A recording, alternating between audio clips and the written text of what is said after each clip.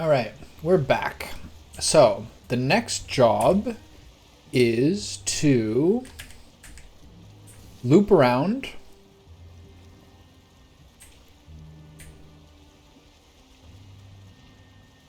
check out the perimeter of the other Miss Land, and then take this bad boy home. How did you get your cat when she was 5 months old? I'll tell you my story if you tell me yours.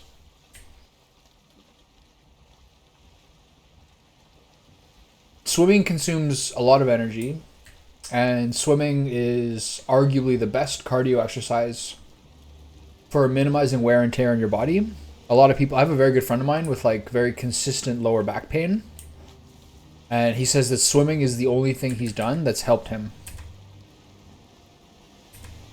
I'm going the wrong way. Gotta turn around. Look at that tree. Oh boy.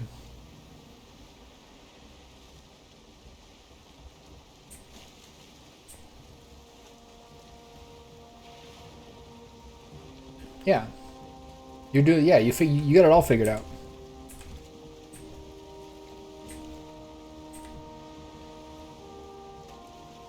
My friend is Korean, and like he was like part of my introduction to Korean food. And one of my favorite dishes he made is we made like a rice dish the night before, like using rice to make like Korean barbecue on the grill. And the next day, it was like a dude's weekend. He had these like little tins of like gochujang tuna. It's like basically like borderline raw tuna. And he made like a tuna, like a red pepper tuna, kimchi, fried rice with it. It was so good. It was just like the perfect dish. 3 kilometers is really far. Most people swim like...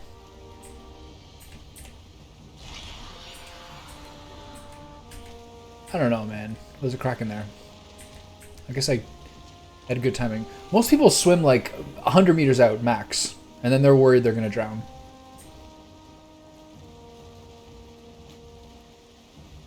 It was so good, man. The red pepper tuna, like, it did something to me. It was so good. Okay, I gotta do the perimeter of this island to figure out where I'm going here. Get off my boat. Quit it! My best friend's boyfriend is a vet tech, and they got 2 4-week-old kittens. And I was in Alaska when she sent me a picture of the two, and I was like, I want the tortie, and she's the other orange and white tabby. She's now a tiny health cat. See? Perfect. It all worked out. It all worked out. I was coming home. My friend had an engagement party. It was a Saturday night. I was like, fine, I'll go to it. It's like 60 people there. I knew 3 of them. And I was coming home. My street had street parking. It's a little cul-de-sac street. And I parked like 6 doors down from my house. And I got out of the car and I was walking down the curb. And then I hear this meow. And she bursts out of a front yard. I later found out that was the front yard that she lived at. And then she's like, wriggles in the ground, stops, leads ahead. Wriggles in the ground, stops, leads ahead. And then suddenly this cat, it's like 11 o'clock at night, is now just in my house. And I kind of look at her for a little while. She didn't like any of the food that I had. I only had like milk and yogurt and stuff like that. So I looked up what grocery stores are open. Like open all night. And I took her with me in my car. She sat on my lap in the car. And I bought a can of like proper expensive salmon. And she ate the salmon off a plate, like a quarter of the can. And then I was sitting on the couch in the living room. And she came out, and she came onto the couch, and she sat down and she curled up my lap. And I was like, oh man, this isn't, oh man. So she instantly like that. So she stayed in my house for 2 days. She basically just like slept for like a day and a half straight, didn't do anything. So this is like Monday by this point. So Monday I'm like, all right, you might have a home. I'm going to let you out and see what happens. And then she goes over, then she disappears overnight. This is like in the afternoon. I was heartbroken. I was like, fuck, whatever. I did the right thing. It's fine. And the next day I was chatting with my neighbor. And she comes like bursting out through the yard again. And then she's back in my house yelling at me. And then later I found out from like a neighbor Facebook group that like, there's a really wild house down the road where they were like, had like 3 kids and are always yelling and all these things. So they got this cat for their 10-year-old daughter. for Christmas. She named it Oreo, which is a trash name. It's a trash name. But I understand why her name would be Oreo. But then, like, Oreo was kind of getting bullied by the older cat and all these things. So I paid them the cat's spaying fee and then kept it for myself. And that's the story. A lot of other things happened afterwards. Like, she broke her leg. She came home. She disappeared for like 48 hours and then came limping out from behind the fucking couch with a broken leg, which was like a $5,000 surgery. She went outside a lot. And, like, it took me, like, a year or two to realize that you gotta, like, not look for the cat. The cat's gonna show up when it wants to show up, and you gotta have faith in it. The amount of, like, stress I had of, like, the times where she's been and what she's doing. She would, like, visit my neighbors and nap on their couch and, like, help their lives a lot because they were, like, an old couple in their, like, early 80s. We've been through the whole ringer. Yeah, I know. I gave her a little piece of... I gave her a little, like, tiny, like... pinky fingernail size piece. Valheim you can pause in single player. If you don't start a server and just like have your own personal server going on your computer, you can pause it. But if you do start server when you go in, or if you're playing on like a multiplayer server, it doesn't pause now. And even sometimes if you're not careful but when you escape, if you press escape right after coming out of a portal, or right when the day starts, when you just wake up, if you pause immediately, the game will still run. So it doesn't work perfectly. There's some weird stuff going on. Is that serpent still after me? Dude, I'm busy. I gave her a little tiny piece of maple fudge, or like cream fudge the other day, because I was eating the final square of my cream fudge. And she would lick it, but then she wouldn't eat it. She's like, that tastes weird. Sugar's weird for cats. She already has to deal with the fact that I put like salt and pepper on most of my meat. And most of the time that I have like salmon or something like that, or shrimp, it's kind of like a little bit spicy and has soy sauce on it. So she already has to deal with some weird flavors, but fudge was not it.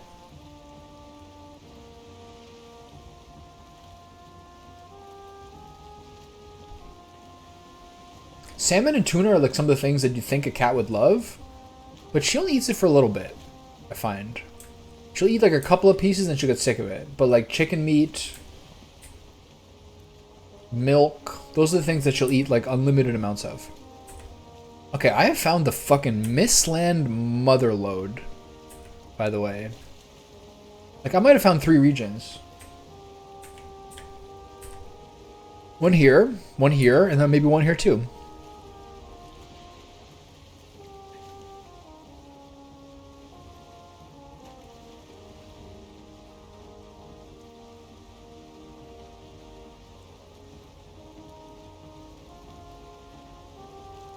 What happened to the cat?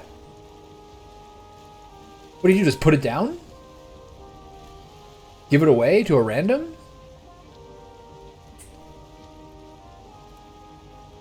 This person's a sociopath. That's so fucked up. He didn't even contact you? Well, I guess you were military training, so you couldn't be contacted. That's so messed up. What a fucking... You chose the wrong person to give it to, I guess. Not to make this about blaming you. The person's a psycho. That did not go well. Could you track it down? Did you try to track it down afterwards?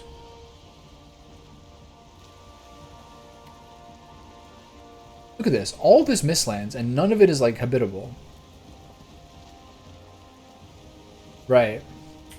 Damn. That's messed up.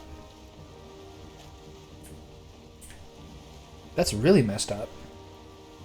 I was thinking about the other day. I was at the gym the other day, and I was thinking about those circumstances where, like, you hear about a breakup, and, like, one party of the breakup, in my head it's a girl, but, like, it's just the way I've heard it before, like, sues for part-time custody of, like, the animal they shared, even though it was, like, originally the other person's animal, and then, like, it accidentally dies or something as, like, revenge for, like, the relationship. I was thinking about that. It's like, that's such a nightmare scenario. Ooh. You hear about that sometimes. Like, dog custody after a couple breaks up, if they have, like, a childless marriage or something. Wow. What a nightmare that woman turns out to be. She made him give up the cat? I don't know, that guy... That guy needs a backbone. I think if you have a pet and the person you're with is like it's either me or the pet, I think they kind of auto disqualify themselves, right? Like who would put someone in that circumstance with like a creature that they like care for? I have a girlfriend of about 2 years right now. When she met my cat, she's like, "Hey, kitty, we should get along really well because that way he'll keep us both around." And I'm like, "Well, the cat has to stay around. The cat adopted me. Like I have no choice in this matter. This cat is just here." Yeah, that's rough. I'm not happy with that story at all. So this looks like a triple missland. So my day has been made. So how long's military training? 3 months? Is that like basic? How long is that? Is this like America? In Korea, isn't it a year or like 8 months or something? I don't know about other countries. I don't even know what countries have mandatory military training. It's like Switzerland, Korea. I don't know what other ones there are.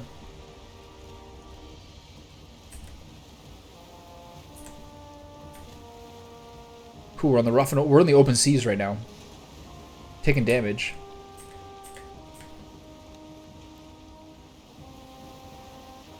I know, I was telling the story before, but I didn't finish it. I got sidetracked. When I was taking one of the biggest stresses of taking the two fully grown locks on this boat back was that if there is even the slightest oceanic turbulence, the locks would shift up and down and do like 20 damage to the boat like every second. Weather like this, they would do like the 20 or 30 damage like every few seconds. So I'd have to stop and heal the boat again before it got disintegrated. So stressful.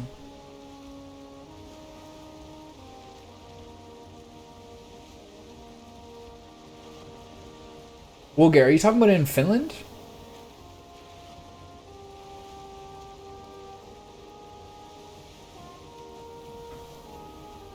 American basic training is 3 months. Got it.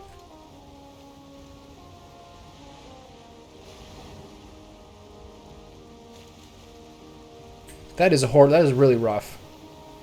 3 months is not long. One time I was on a raft with my friend and I was naked with no food on me, and the up and down of the raft combined with me accidentally pressing the spacebar means I leapt at the peak of the wave and dropped at the bottom of the wave and died from fall damage on there.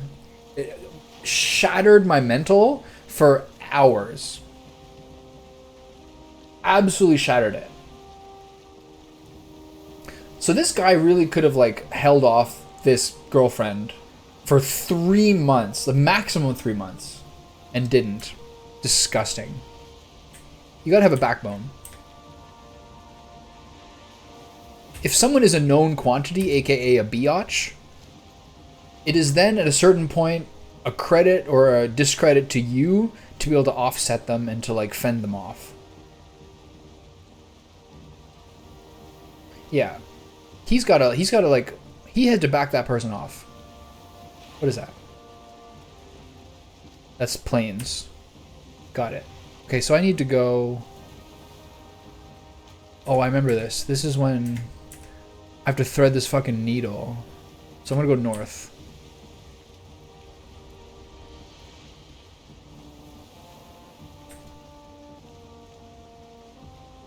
Any Deskitos here? I think we're still far from the shore.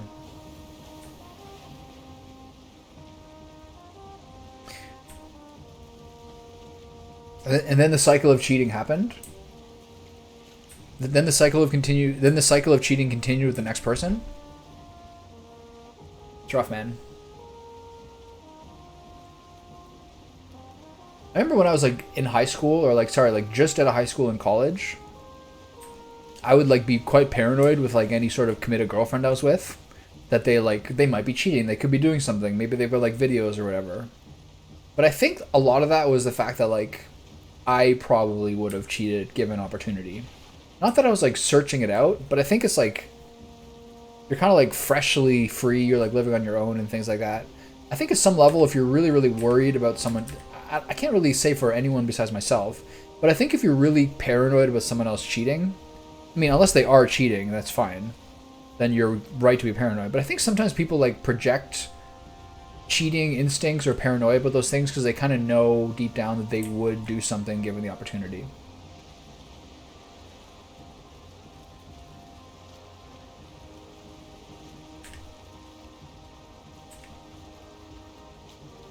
But I think you kind of like outgrow that stuff a little bit.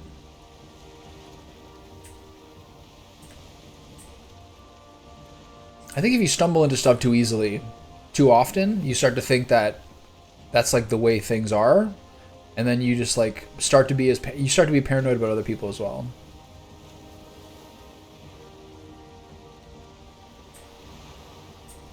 Okay, something up ahead. I gotta be careful here. Is this more Mistlands? That looks like a little shard of Mistlands. Have I found another one? This is crazy. Okay, so my original theory that basically 3 continents away tends to be the 3rd level of difficulty has essentially proven to be true. A lot of black forest, meadows, tiny bit of mountain here. The next one's gonna have plains and swamps on it. And then this 3rd level... Oh shit. Oh shit. Alright.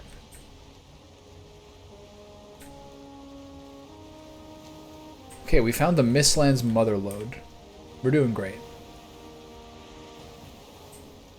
I'm just glad there's not like real risks of creatures trying to murder you if you sail near the border. I had one seeker flutter on its wings and like dive bomb me, but it missed the dive bomb and then it was just like floundering in the water.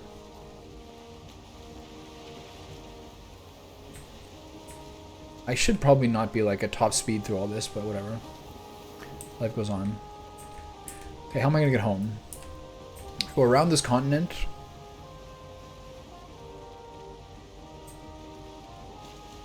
Do you ever do that? Anno, do you ever do that just like to your friends? Do you ever like sign your friends up for like random newsletters at like shops you go to? I don't like giving my email or phone number ever. I like to sometimes give other people's though. So they're like, why am I getting emails from an antique store in North Carolina? What happened here?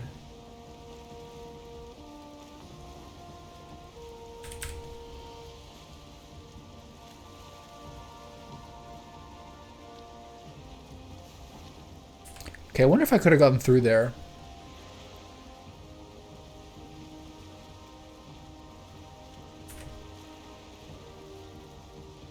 Oh, where's my buff? Raffles is nice. I'd like to be signed up for a raffle. Win a free computer. Maybe a teddy bear. Month supply of dark chocolate. Why not?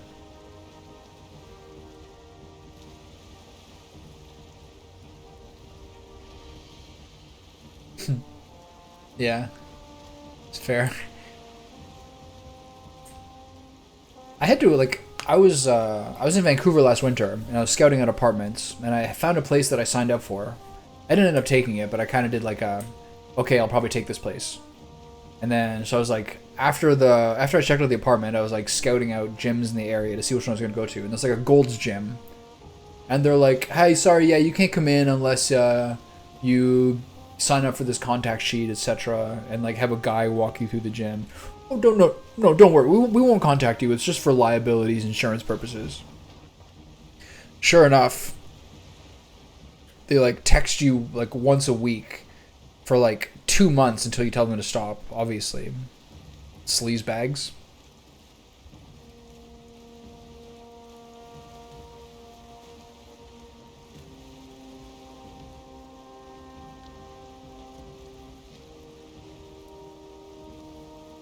The first time I saw one of those towers, I was really excited, but it was only like 4 or 5 goblins and then like some feathers and stuff on top. It was a little underwhelming.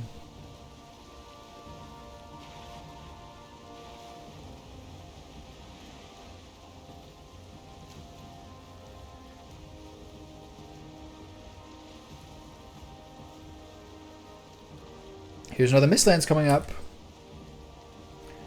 And I'm going the wrong way to get home. But whatever. Yeah, it's ridiculous. Really? Blood and plasma? Is it because they need it? Or do they think they're allowed to be aggressive with marketing?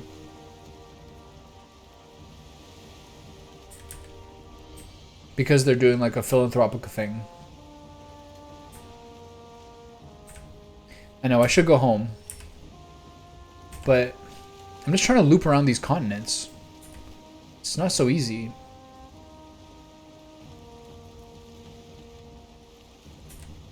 I don't want to see the edge of the map. I want to like just leave as little as possible discovered. I just want the bare minimum.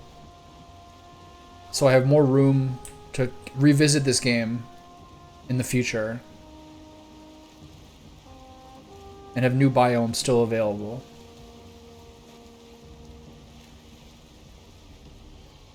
What is that? An anglerfish? Okay, going through here is going to be sketchy.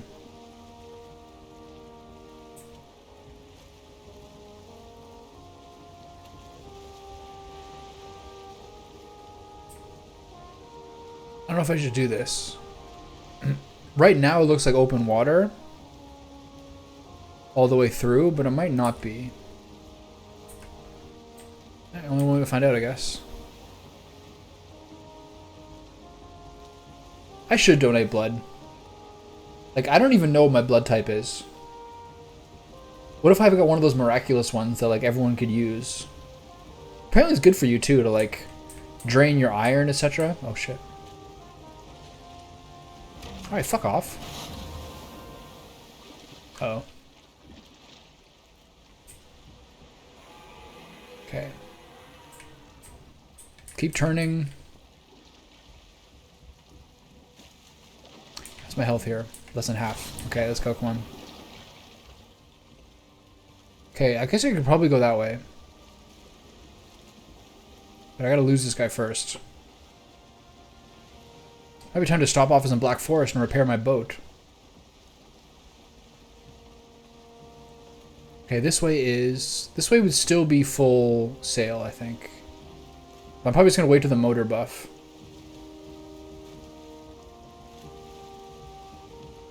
Look at that sword, that's so cool. It's implying a gigantic race of creatures. The petrified bones and the giant armor implies some enormous race used to live there. Can you chop the boats on the turtles and use them for a workbench? I'm gonna give this guy the old loop-de-loop around the turtle. Pretty good.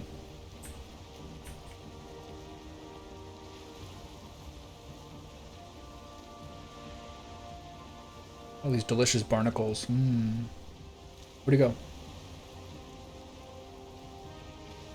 Okay, I think I can cut through that middle area where the serpent is.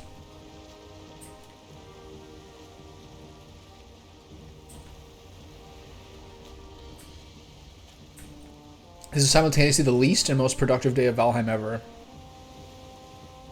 It's locking me into knowing how I can do the rest of the game, which is wonderful news.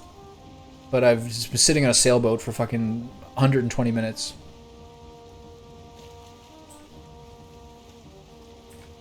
Where'd he go? Serpent's gone? Got it.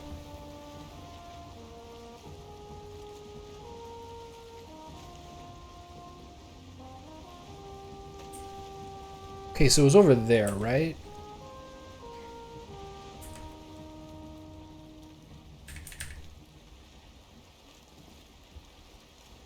I think it was this way.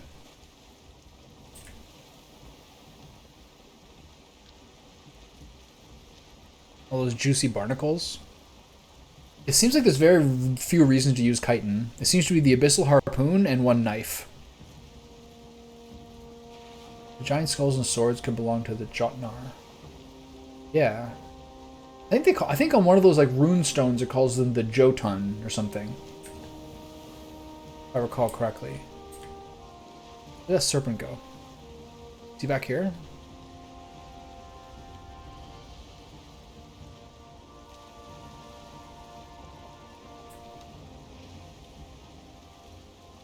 What is that?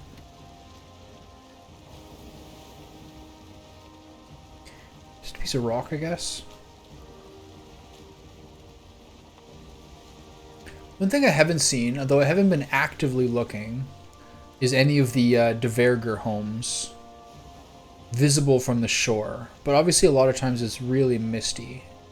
That really seems to be the main thing I'm going to need to find. Are those things. Yeah. It definitely, yeah, it's some sort of giant for sure. It's pretty cool.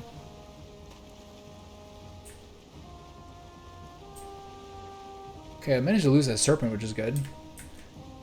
This wind is a little dodgy, though. Okay, I think I'm on the... Wait. What the fuck? What is that? There he is. Okay. So speed this way. That really looked like some sort of live creature, like having a tentacle. That was weird. Okay, so I am back going this way. So this is not ideal. I gotta find a way to go due west.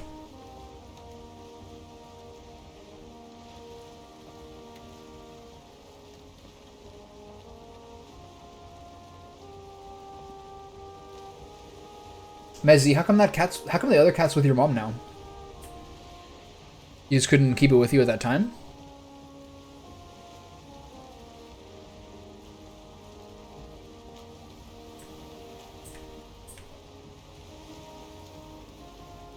Okay, I've done all this shit before.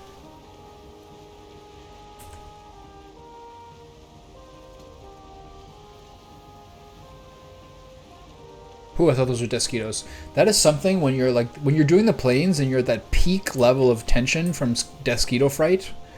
Every time a seagull just like flies out of nowhere and lands on your screen because you're like constantly spinning 360, it's so stressful.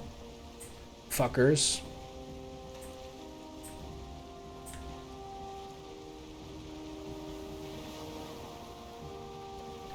Okay, here's a little patch of mistlands. So I'm just doing the same thing again. How do I get home?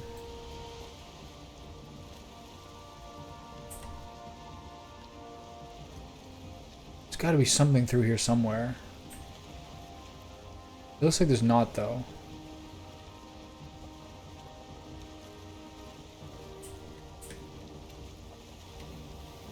Can I go through there? Do I try it?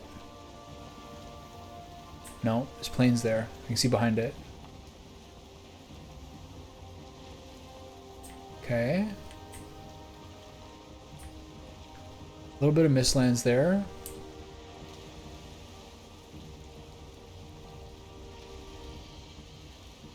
Can I thread the needle here? I don't know. No. Charlie's with my mother because I went to another training. Yeah. I mean, that sounds like an overall plus.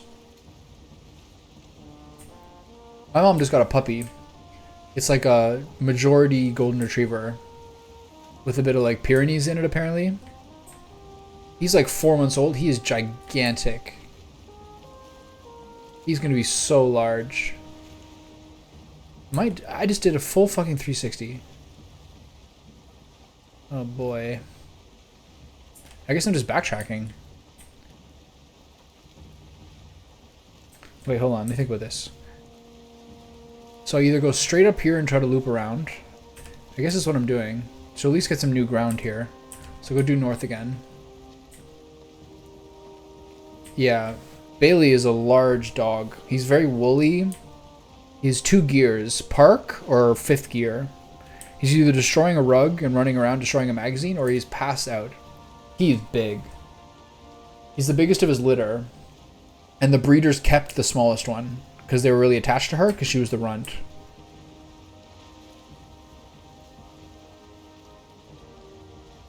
Yeah. Big dogs are the best dogs.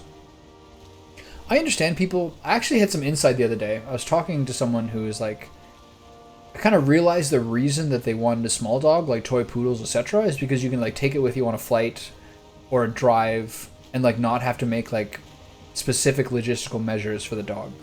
Like having a dog that you can keep on your lap for a flight compared to putting in like a crate in the back, that makes sense to me as like a reason. I respect that.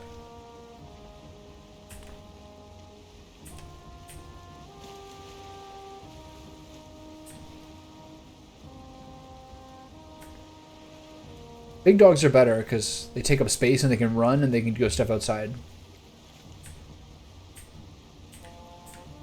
This is the first cat I've actually like owned myself. My family had cats, but I didn't really care about them that much. Like I love them, but like I didn't think about them that much. But like the dog was always like my dog. I got it like for Christmas when I was like 7 or something. And it was like alive till I was like 21. It's huge. Dogs I'm more attached to generally, but I haven't had a dog in a while. Ooh, a Mistlands Harbor.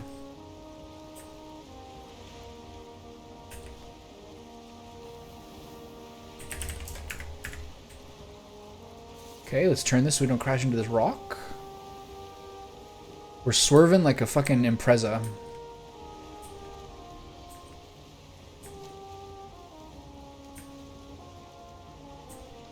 that a turtle? Yeah, okay.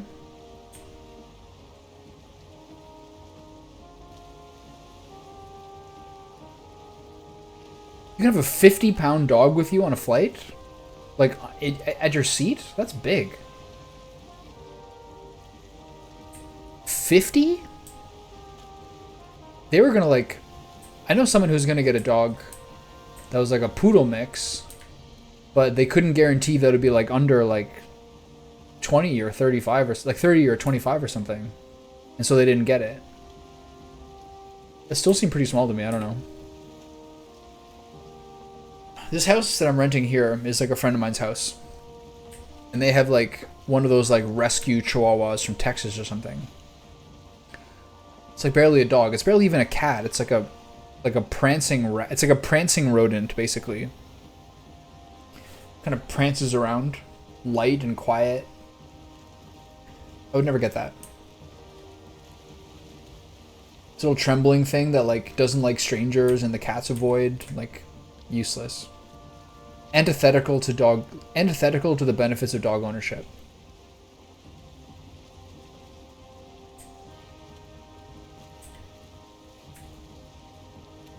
Okay, I need to get myself situated here.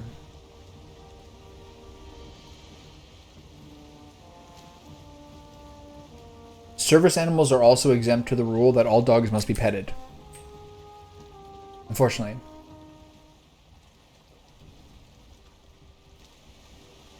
All ears must be fondled. All soft fur must be enjoyed.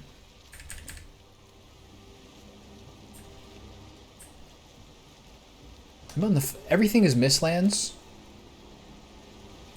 And everything is hard to navigate. Oh yeah, give me some lightning. There you go. At least lights up the ground. Okay, I need to go north and west. Here I am going straight east. Okay. This way.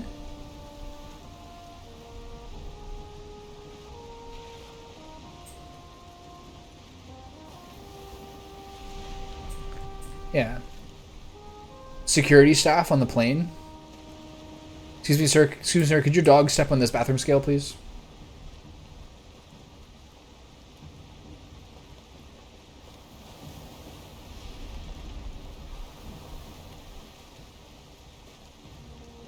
Oh, sorry. I forgot to tear the scale. Could you get your dog to step back on it?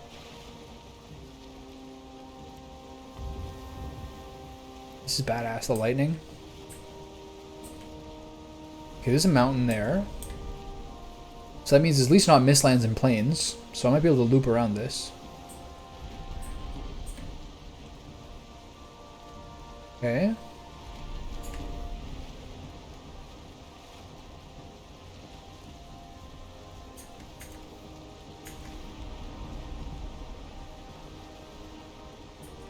I need to change the angle a little bit so I get some white wind.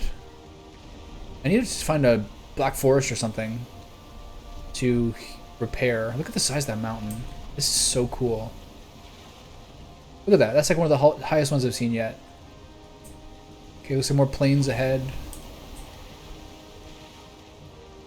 Water. The sea was angry, my friend. Like an old man trying to return soup at a deli.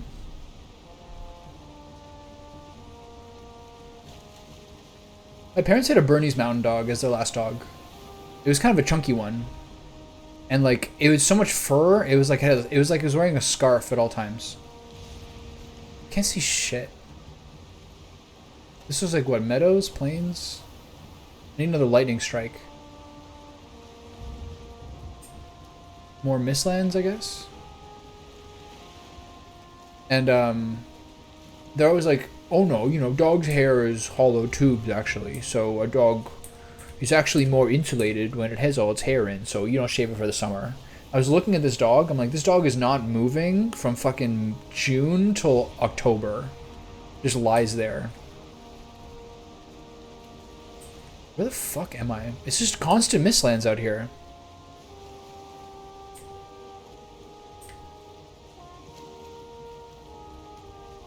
What is that? Is that Black Forest? Plains? Shit. Insurance meat platter? Okay, this is Plains. This is how I died last time.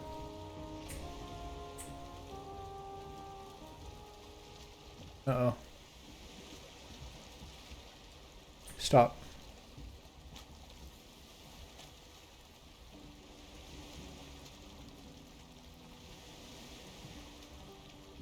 Okay, Mistland's over there. Look at this. I am so lost. Okay. What happened here?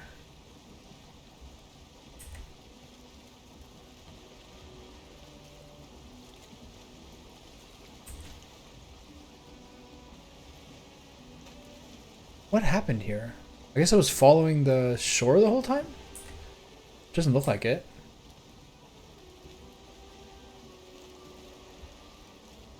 Okay, back south. I gotta go big map. This will help me.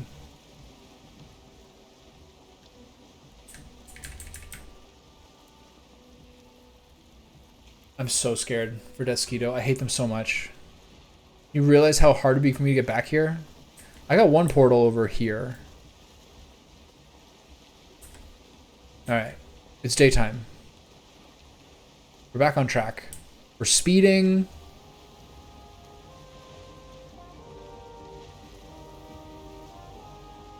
Mezzy, I've seen photos like that. People with like a very good-natured golden retriever with his head popping out of like a carrier bag. Like on the subway or something. All-time classic photograph.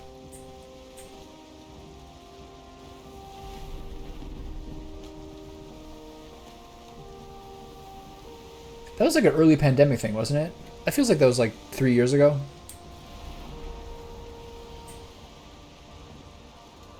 That trips me out sometimes recently. Realizing it's been more than 3 years since like that time.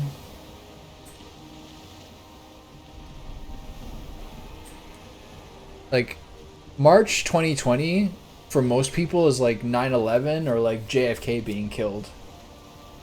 Or like, I don't know, Princess Diana, or one of those moments where like most people remember where they were when it happened. Like in like mid-March 2020, like standing on the street and being like, you're in a city of like 3 million people, there's no cars, there's not a single car. I've been out here for 5 minutes. Weirdest period ever. Alright. Okay, hold on. This is getting a little crazy. Can I go that way? Looks like I can't. It's just more mistlands. So how do I get to the right?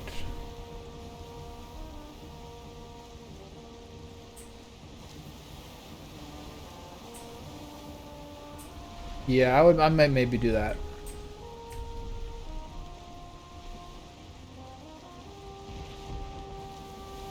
To be honest, like starting from like spring or summer 2021 is like the most positively transformative period of my entire life.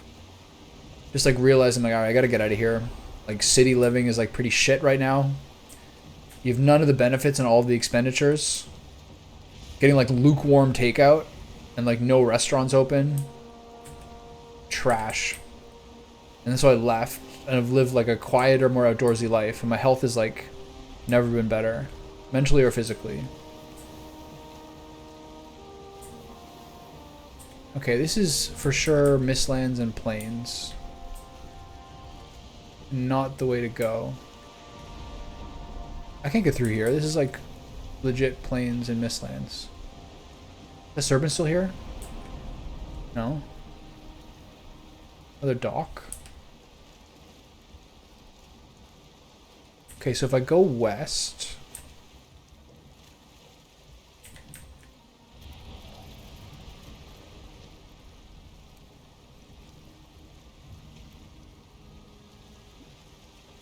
Look at this dock. This is so funny. Nothing here. Yeah.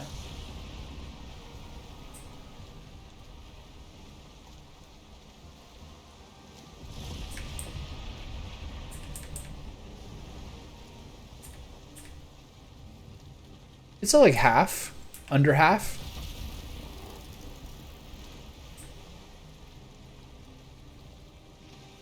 I got bit by a serpent once or twice.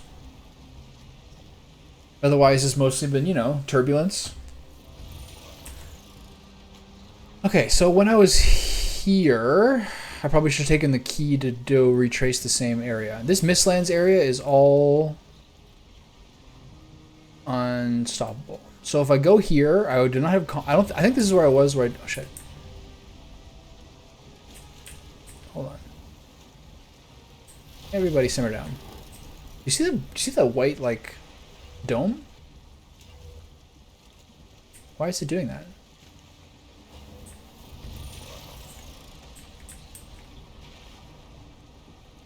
I've never seen that happen before.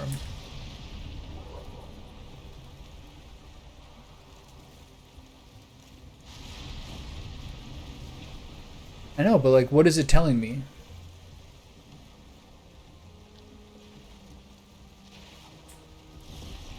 Okay, turn.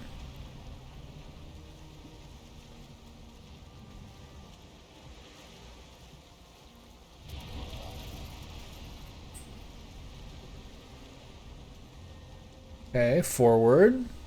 So, I guess I'm gonna give up and slink backwards. If I go up here, there's no guarantee that there's a way through. Nor do I need there to be a way through. So it's time to give up and slink away. Oof, what a fucking mission this is. If anything is damaged inside of the area, the dome will glow. Oh, okay.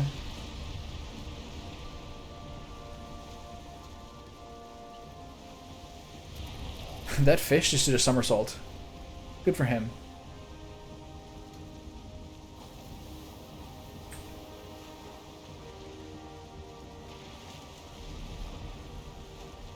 Alright, homeward bound.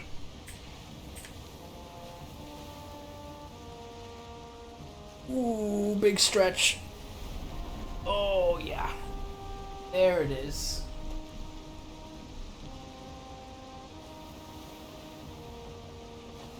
When the first time when I put this thing together like a month ago, I like picked her up and put her on it, and she didn't stay on it the first time, but she did like place her face against the fuzz in a way that like showed me that she really did find it quite like cozy and comfortable, and I was like, all right, this is a good purchase.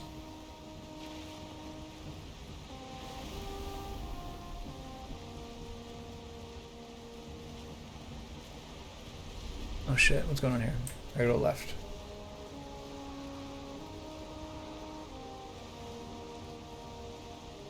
Yeah, there's a lot of like Finland, Russia overlap, isn't there?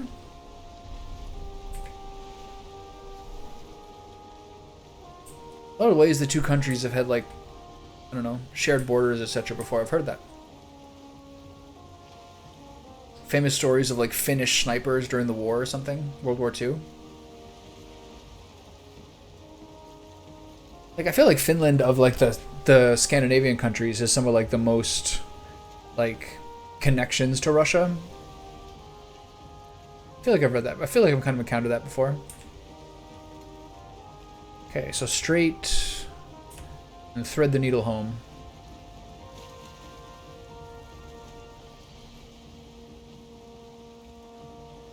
tell you one thing the Finnish do well: sauna culture. There's even parts of Canada where like there's lots of like Finnish like ancestry there, and people will bust out the like hot sauna, jump into the cold water like in wintertime. The whole deal. Amazing. They're ahead of the cold. They're ahead of the cold plunge game by centuries. I have cold showers in the morning. It's invigorating. Absolutely invigorating. Cold showers like cheer me up immeasurably in the mornings.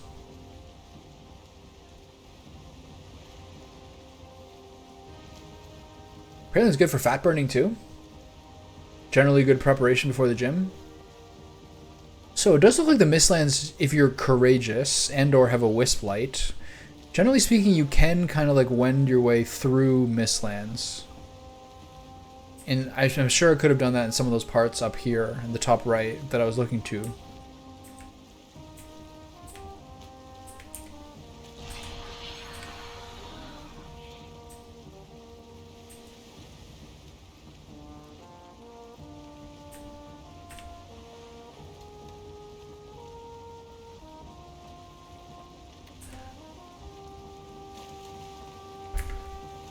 What do you mean?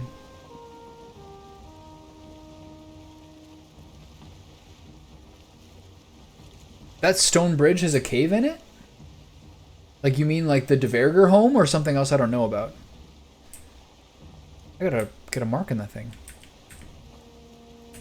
Bridge cave, question mark?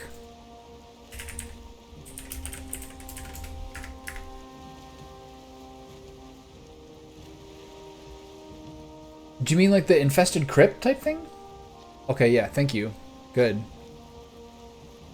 Is there really another kind of cave there? I've been wondering, like... I haven't even seen any unlocks for like an armor set yet. Like, I'm sure maybe I'll get those once I get the cores and can build like those magic table type things. But... I haven't really even... I know there's still a lot of substance... There's still a lot of substances here in the Mistlands that I need in order to start getting things. You only have 4 saunas. It's a pretty good number. It's better than average. I forgot to use a sauna today. My gym has a sauna. I try to use it like once every 3 every 3 workouts after a leg day, which is the big day. You really need, if you go to the sauna after the gym, you really have to rehydrate.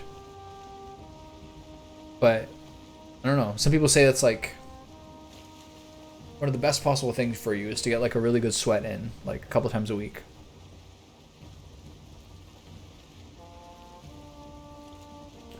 What do they say? 60 minutes of hot, like 12 minutes of cold per week is like an optimal ratio.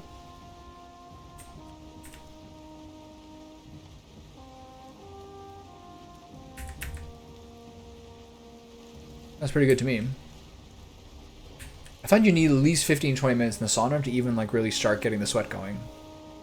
I mean, of course it depends, but it takes a little while to like get going. For me, I sweat on like the wrists and head the most.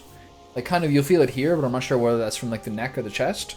But to me, like along the wrist and like my whole head, especially like along the hair, are the areas that start sweating the most early.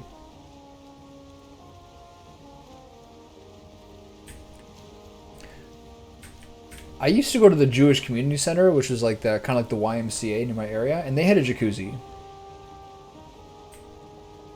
The last story I heard was like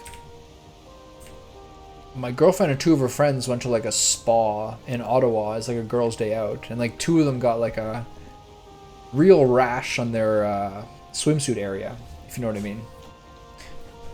mean. 60 minutes hot, 12 minutes of cold apparently is like optimal for like deriving the benefits from hot and cold plunges, like metabolic and like, I don't know, I suppose cardiac benefits. Apparently it's just like the right amount of it. That's what all like the Hubermans and Dr. Rhonda Patricks, etc. say is like the They cite a study that says that's about like the right balance of how much of that stuff to get in a week.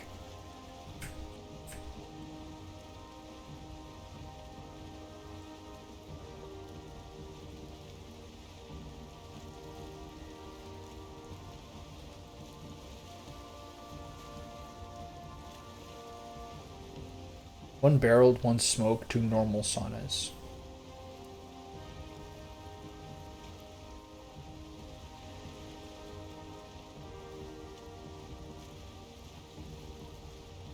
Is it a story of like people getting herpes or something from the public jacuzzi? What happened to them?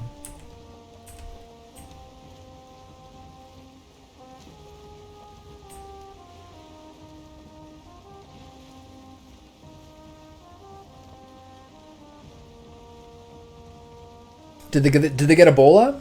Was it the Black Death? 3 to 4 hours is a very long sauna. That's like some Indian fucking cleansing tent shit. Scrape, scrape, scrape.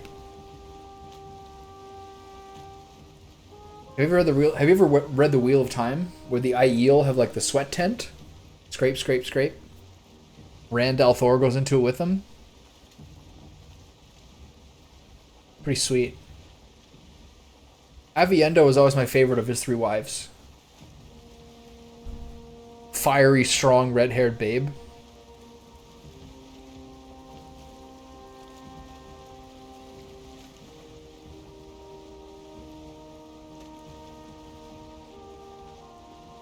Yeah, you got it all figured out. That cold plunge after the sauna is the best.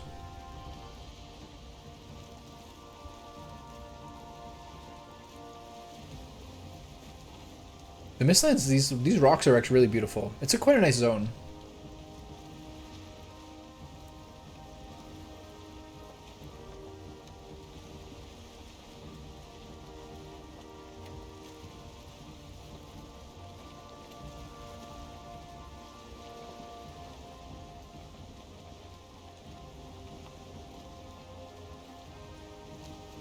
And I hope you were still typing your story.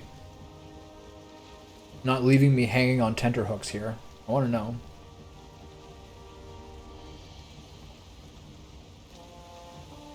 I want to see a fat paragraph show up any second now. There we go.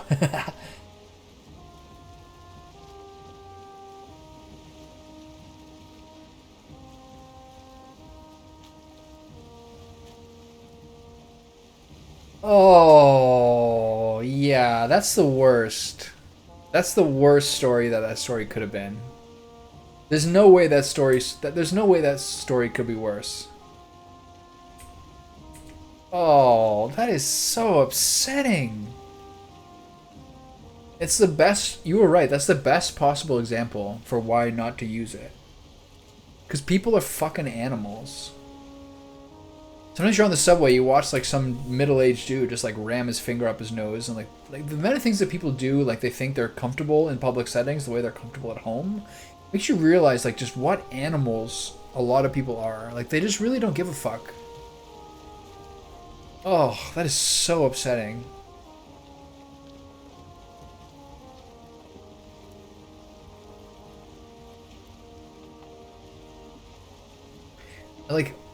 Like reading like 4chan back in the day, or like the Reddit green text version, etc.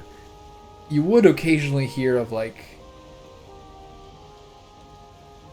just once in a while, or just in various circumstances, I'm not sure where, but once in a while you'll stumble into like enormous, super overweight person health horror stories, like on social media, and those are like the most disturbing things ever. People with like mushrooms growing in their like navel. Ugh. Like people with like an incredible stench. There was a very, very big girl in my high school. And then like one day she like got caught out in the rain. And a couple of my friends who had the same class with her afterwards said like the smell of it was like crippling. Like the worst thing they've ever smelled. It's a bummer.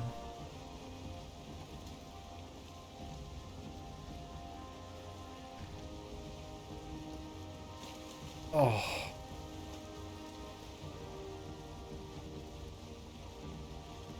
Once a week I go to the 24-hour fitness and use the jet bubbles to wash myself. Look at that. Look at that. The ground is flowing. That's trippy, dude. Because it was the mist. It was the green mist before the green mist started animating.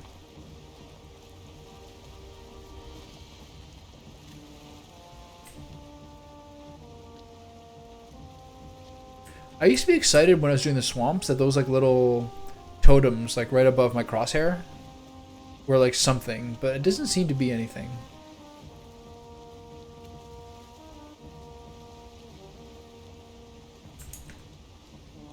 Automod wants me to not use this. Automod doesn't like the word junks. Pretty funny. Maybe Automod needs to relax a little bit.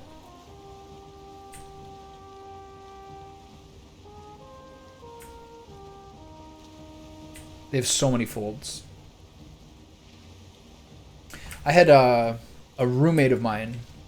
We had mutual friends, but we didn't really know each other that well. He was Egyptian, like very fit guy, like slender, not too tall, etc. And then within like a week of him moving into my apartment, because I had the apartment for a year or so, but always had it with one person. He's like, hey, I need to. He's like, hey, I gotta go get like one of those bidet hoses because only having toilet paper means that like my butthole is bleeding. I was like, damn, it's hard being Egyptian. It's hard being Semitic. And then that was the first time I had a bidet. And now I'm on the train. Bidets and wet wipes are what separates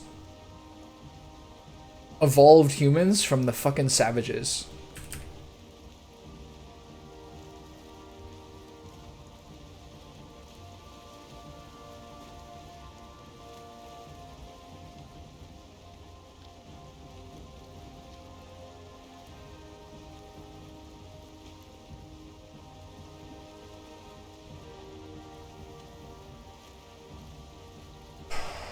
I mean, like, having it argued to me that, like, imagine just, like, using, like, a dry paper wipe is ever gonna, like, get you even close to being, like, even remotely clean is a pretty strong argument, I think.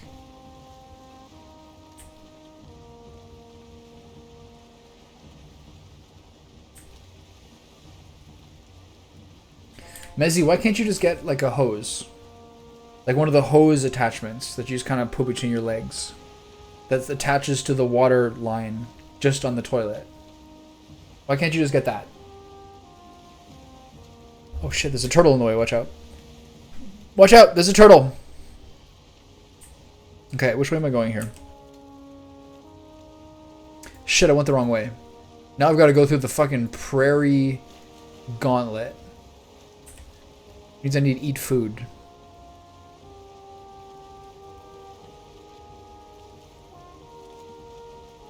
That's a factor. You could stand up and lean forward. If you stood up and leaned forward, you should be able to do the back angle. That's another thing on the same topic. I heard this best expressed as a tweet, but I've also like found this to be true in my own life as well. Is that there's two types of people in the world. There's like sitting wipers and standing wipers, and the two groups like just don't understand that the other two groups exist. Every standing wiper doesn't understand how people sit and wipe, and every sitting wiper doesn't understand how every standing wiper does it. I've seen like good friends of mine do the stand wipe where they stand and they do it from the back and pull it upwards up their back, and that's like a whole thing. That kind of blows my mind a little bit. Okay, here's some Black Forest, I believe, right? So this is going to be my stop before I do this fucking river gauntlet. I've never voluntarily stood up and wiped from the back in my life. I feel like there's a risk of like smearing your like inside of your butt cheeks there. That doesn't make sense to me. But I feel like if you only wipe one way your entire life, you're gonna like warp the shape of your like, you know, your opening. If you do the same thing forever, it's gonna like kind of like twist you up a little bit. I don't think that's right either. Woolgare, people use wet wipes because like if you'll never really have a fully clean bum if you just use dry toilet paper and no water. So you're like at that level going around life with like microscopic like butt poop. And that's like the way that most people live their lives, and frankly that's not acceptable. What is that, a fish? Is that a fucking leech? Any trolls here?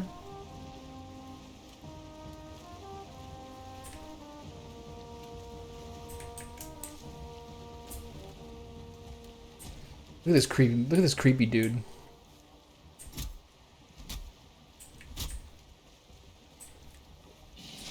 Ow. I used to find it really annoying how many creatures are out in the Black Forest at night. See? The absolute squad. I'm just trying to cut some trees, dude. These guys are like environmental activists. This does give me a lot of wood, actually. These guys are like tying themselves to trees. Not my president!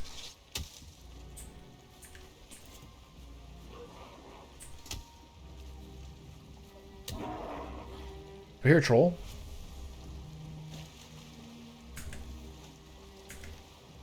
I hear a troll. Or something.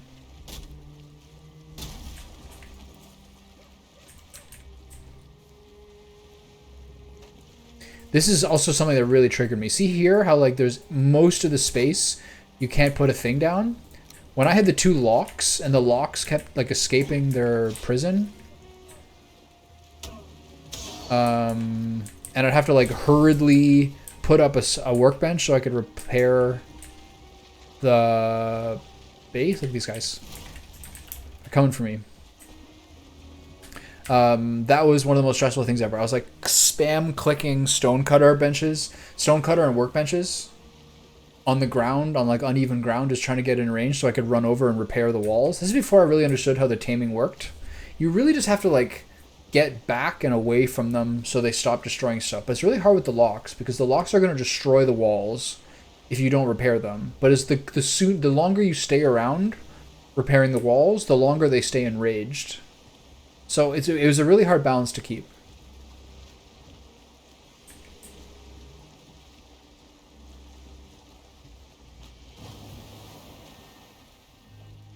Yeah, Anarino's got it figured out. I mean, you can always shower. You can always plan your pooping around showering. It doesn't always work. It's not a hard and fast rule.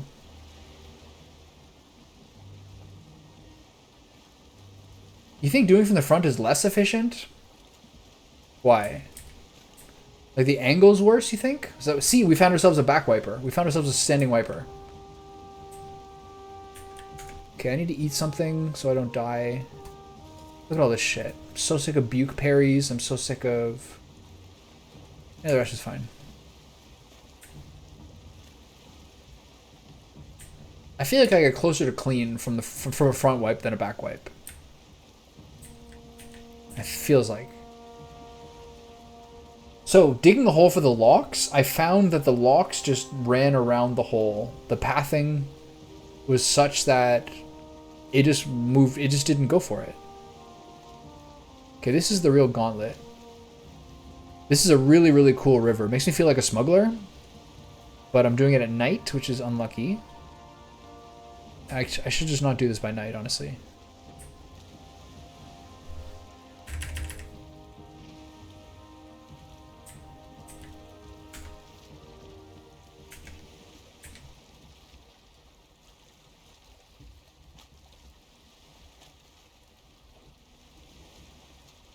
Okay, what's happening here? Shh, we're smuggling drugs.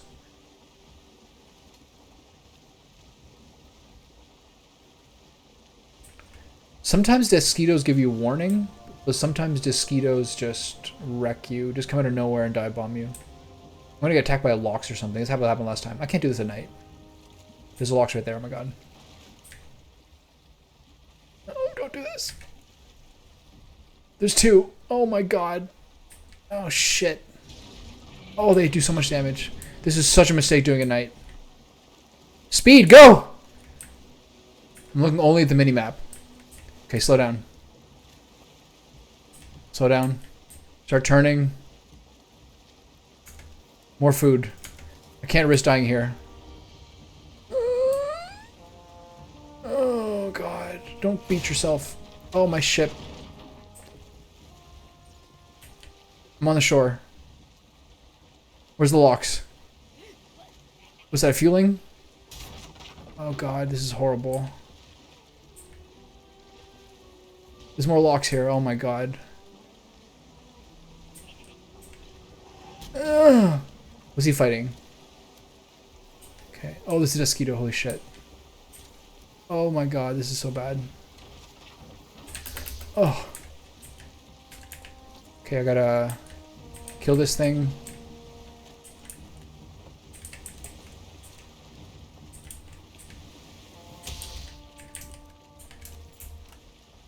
Quick workbench. See? Spam placement. Repair. Oh my god, I'm so stressed out. Get back. Turn.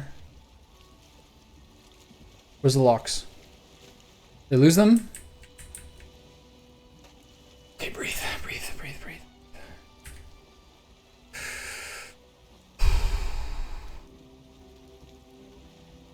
This is a huge mistake to do at night. Unless I finish it. And then it was the right idea.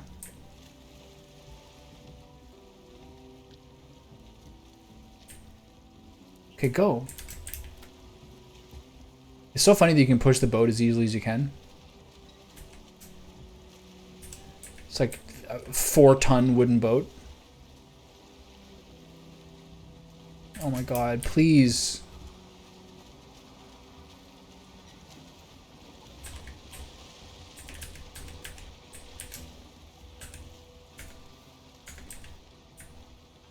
Hard left. Come on. Come on. Come on, you fat bottomed fuck. Let's go. It's like a barge. I hear a feeling behind me. Okay, we're good. Everything's fine. Come on. Come on.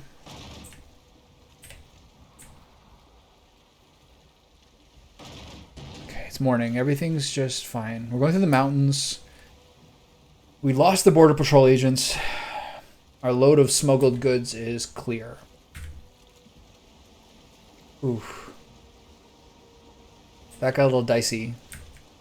I saw those 2 locks and I had like a 50-50 chance of making it through that part. Only one of them got a hit off though. Okay, am I gonna hit this rock?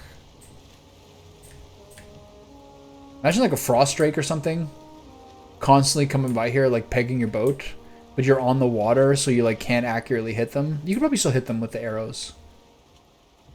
Come on, let's go.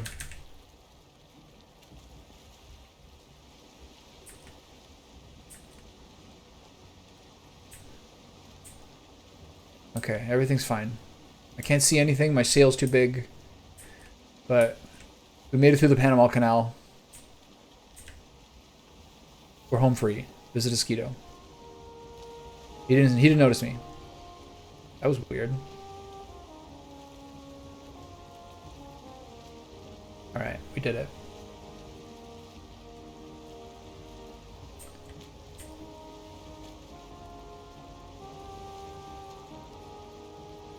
I think maybe there might be a difference between ego and narcissism. Like ego, like apparently some ego is healthy, but narcissism, I don't think that has any sort of positive connotation.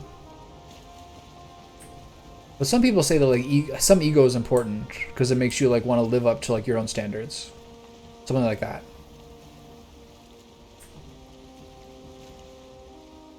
Okay, where am I going? Trying to zoom out again. All right, home free, home safe. Hopefully. Very few hurdles from here on out.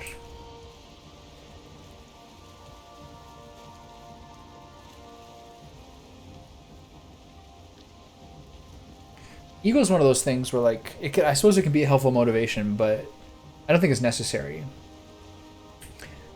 I think like the kind of like common ground of everything in life is like just whether you actually accomplish things or not.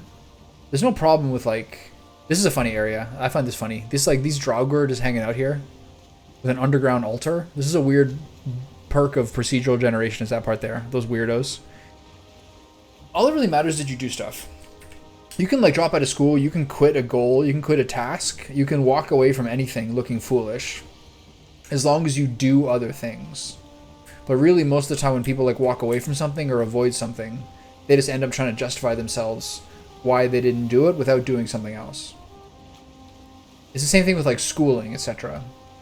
You can like leave high school if you have something else you have to do. But if you just leave high school because something was going on in your life and you can't do something else instead, then it's just an L. It's always just going to be an L. It all just comes down to like, you can always cut something out, you can always quit something, you can always leave it, as long as you do something else instead. You're unimpeachable in life as long as you like keep crossing off shit off a fucking sticky note on your fridge. But a lot of times people will spend like, the same guy I was talking about with the bidet before, when he lived with me, he did an entire MBA and organized like 3 fucking salsa dancing festivals during an entire period where I just like worked 30 hours a week and like thought about what stuff to do. You can think about what stuff to do forever, but if you do a thing, you just do a thing that someone else didn't do, and then you do the next thing. It's like an endless series in life.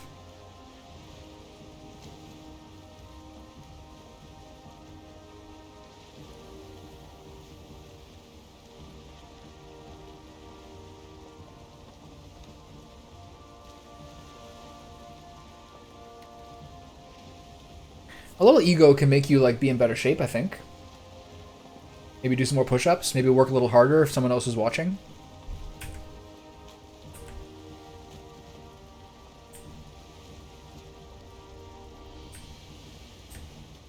My least favorite form of narcissism is people who like try to explain their own bad behavior as like, oh, I was just upset, or I was like, I think anger is actually like a helpful way of expressing yourself. People are so easy to like forgive themselves if they think it'll like get them off the hook, if they can find a way to explain it. Oh, I acted this way because I loved you so much. That's narcissism to me.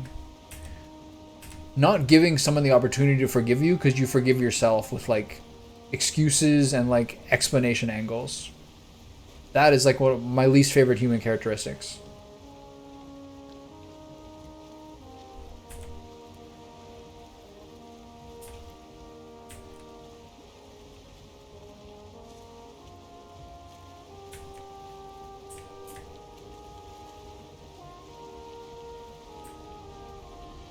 Let's look at these rocky shoals.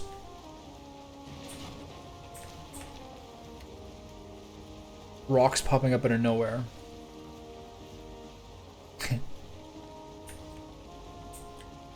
Yeah. Am I the Asshole is also like a personality test as well. Like there's a lot of people writing things that like you can totally agree with and totally disagree with. And also like, on a related note, I find in life, this is crazy. I feel like I still feel like I'm on a smuggling route. I feel like Dave O. Seaworth. I feel like the Onion Knight. On a related note, I find that generally speaking, with like I'm the asshole type statements, am I the asshole type statements, or like, hey, what happened with you and this person? You said you haven't talked for 6 months. I find the longer the person has to explain and give context, and the longer the description is, the more generally suspicious I am of that person. I have a very good friend of mine who I was like, his aunt is basically like his mom because his mom passed away. And it's like, oh, I asked him how that person was doing. He's like, oh, I haven't talked to her in 6 months. And then I was like, oh, what happened? That's weird. And like his explanation, like, yeah, we were like out in the backyard and he was like having some wine and everything. But his explanation for what happened took like 35 minutes. Like first you have to understand this, and like this happened, and like here's what you did this time. And yeah, a lot of the details of what the other person did sounds bad, but like, and I'm not just basing off the time. There's a lot of ways that he was like really, really working hard to like skew the narrative so it seems like he was in the right. And then near the end, he was like, well, I didn't do anything wrong. The second you say that, that's another risk marker to me. Generally speaking, if I could summarize the event, he was like he was upset with how someone had behaved in a way that was kind of justified, but he's essentially trying to put a wedge between someone and their mother, and like have the mother be on his side over something. You can't do that. First of all, you should never be like trying to get people to pick sides about anything, or like demanding someone do anything, really. Yeah. I just mean the more that you have to like work to make things view things favorably, I think a smart person at that point starts to be like, I think you're working a little hard to like unsimplify this. It's important to like be able to see your own mistakes in something, but you can still be overall right. But it's important to have like the humility to be like, okay, I probably didn't do this part right, but here's what happened. That's not easy.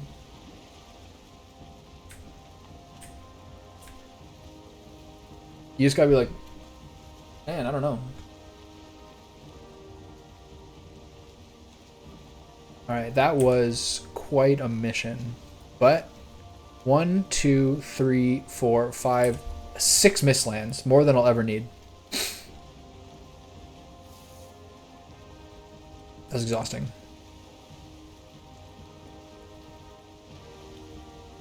What's your favorite song in this game? Is it the meadow morning music? Is it this song when sailing?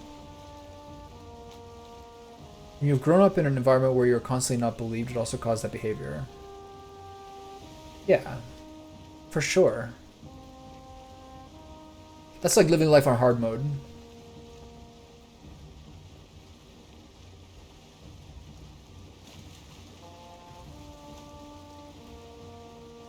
Everyone's like family situation puts them at certain disadvantages. Like my family was like, we couldn't have discussions over things without it getting like emotional or heated. Like it never like stays rational. That was like our problem. For some people, it's like half the family wants to like spout off and lose their temper and speak really from the hip, and the other half is sensitive and wants everyone to be nice to each other. Some families have a pretty good set of it and like get along pretty well. But there's a lot of ways that like your family dynamic like messes up your interactions later. The song when you're sailing, the Meadows morning song is amazing. The plains, like the kind of Celtic plains music is quite good. When it gets into like that kind of like dun, dun, dun, dun, dun, dun, dun, dun part, that part's good.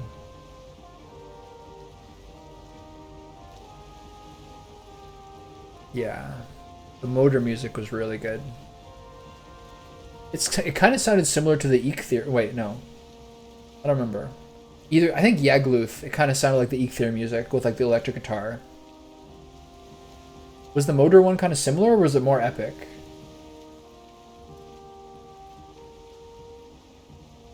Motor was maybe the easiest boss. Bone Master's pretty easy too. He just did no damage.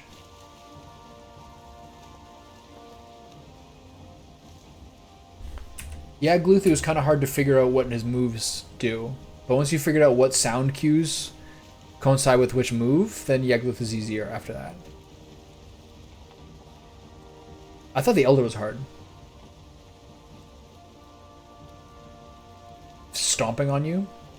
Fucking roots showing up everywhere? I died like probably half a dozen times to the Elder, if not more.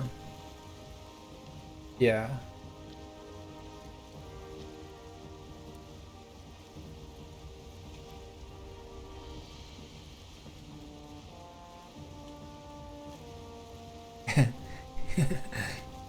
Eikthyr music is so sick.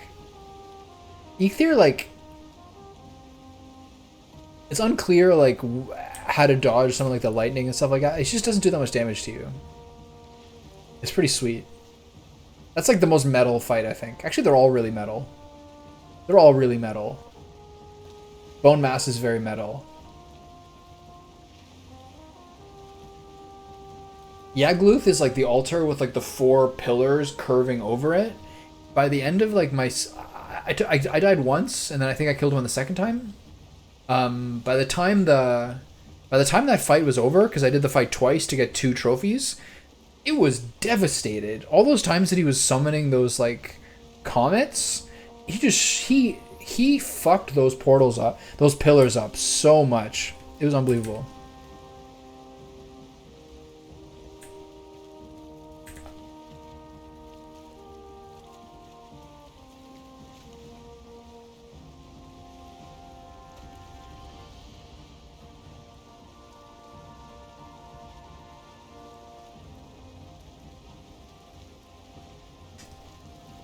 Do you think being the middle person messenger is actually like net unproductive? I think it is. I'm not saying it's your fault, but like I don't think that over the long run actually is like a net benefit. My mom and her sister, both around the time they hit menopause, didn't talk for like 3 years, but they both talked to their mom, and it was like the worst situation ever. They're all like really sweet ladies, though my mom's sister is like a little hard to deal with in some ways. My mom's a sweetheart, and her mom's a sweetheart too. And it was like this horrible thing. Definitely menopausal. It had to be. On my aunt's case. She's like acting a certain way.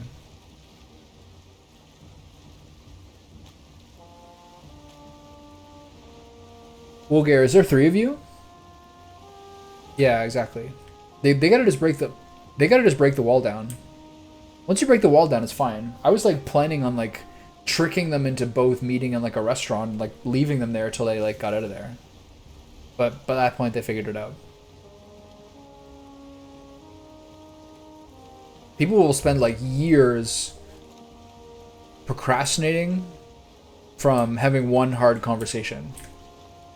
It kind of reminds me of what something Bill Burr said about like addiction, drug addiction or alcohol addiction, is that people will spend like 20 years being an alcoholic to avoid 4 uncomfortable months of detox. I never forgot that. It made so much sense. For like fixing your sleep schedule, like cutting out bad food, but especially like true drug addiction. I've never like experienced true drug addiction, but like let's say even like a legitimate alcohol addict or like maybe heroin or something, people will spend their whole life justifying why it's okay just because they don't want to have like that 3 months of life being shitty. That's crazy to me. It totally makes sense though. People can cope forever. All right, we made it home.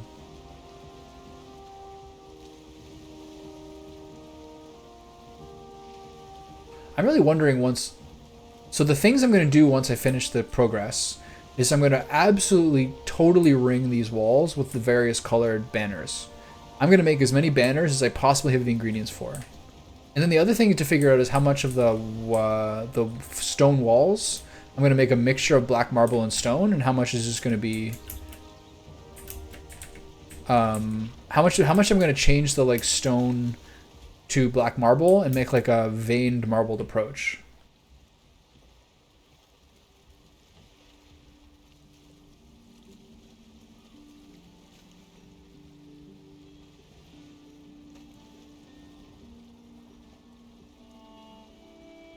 Yeah, I think your mom has a hard lesson coming.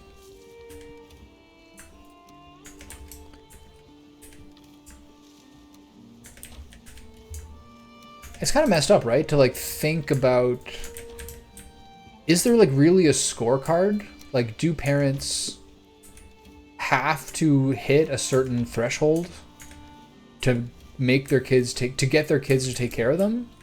Is every kid obligated to take care of every parent, or just the ones that took care of you properly? Those are hard questions.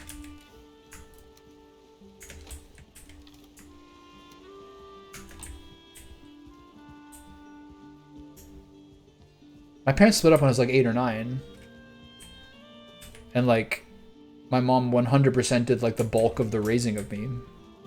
Does that make me feel like much more obligated to like, if something went wrong, to take care of her when she's older? Yeah, fucking yes. 100%. And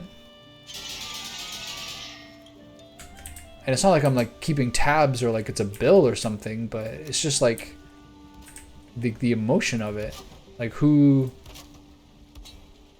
earned care and who sat at home and felt sorry for themselves, you know? Okay, time to make a portal.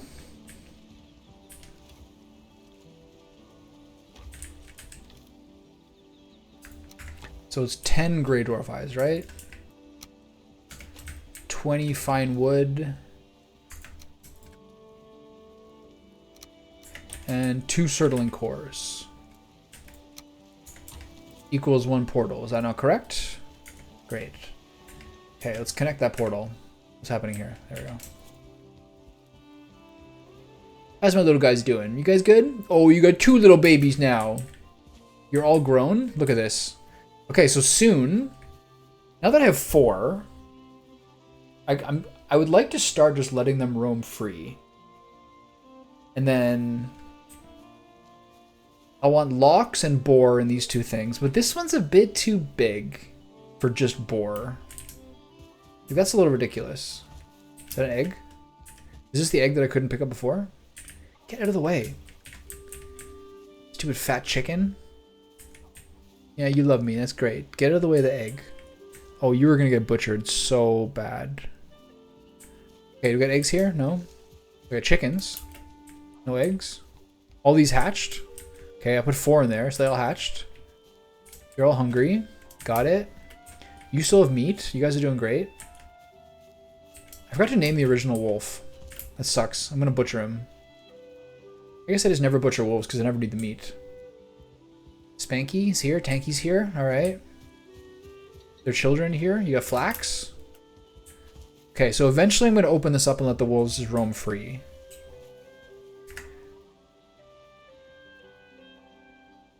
I don't think I've ever heard of somebody living with their grandparents because they are old.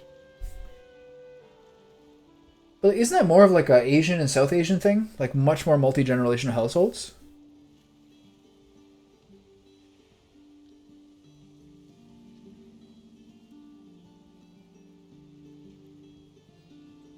Like all the things that are like the reasons why women have it like so much harder in like Western culture is that like they're expected to like raise a baby on their own, just be exhausted and like lose their fucking job. Isn't that kind of the way it goes? Why is there wolf meat in there? That's creepy.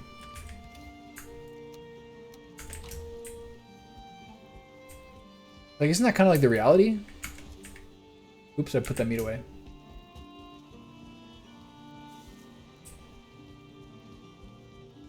Whereas like a lot more people live with like 3 generations and like some like East and South Asian cultures. I'm sure there's other parts of the world too.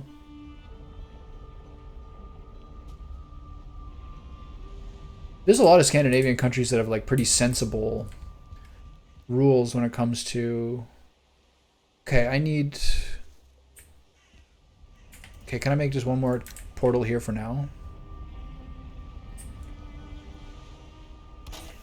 We good? Does that connect? Did I spell it right? There we go. Nice. Okay, great. So now I know what I'm doing later.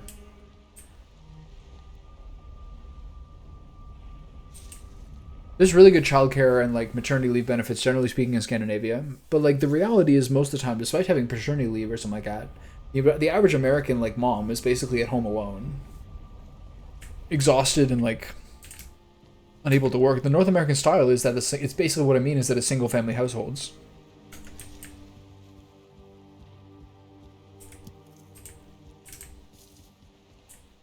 It's not the best support system. Do you move your parents into a granny suite for 2 years?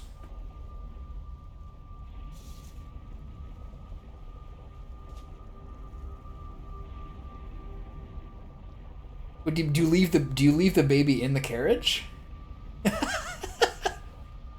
It's unsupervised. Is that what you're saying?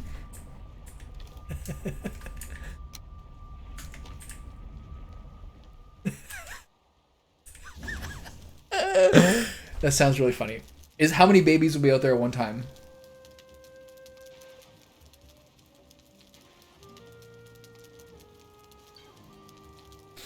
I have a lot of friends of mine who like I grew up in the capital city in Canada, so like a lot of friends of mine work for the federal government.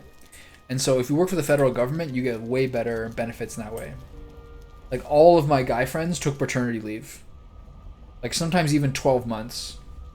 If like their wife worked private sector, I had a friend who like after their second kid took 12 months off. He said it was too long. He was getting into some day drinking and some like a little bit of gambling by the end of it. It was like it was not the healthiest environment, I think. All right. So, I'm exhausted. It's 4:48. How long have I been doing this for? 4.5 hours?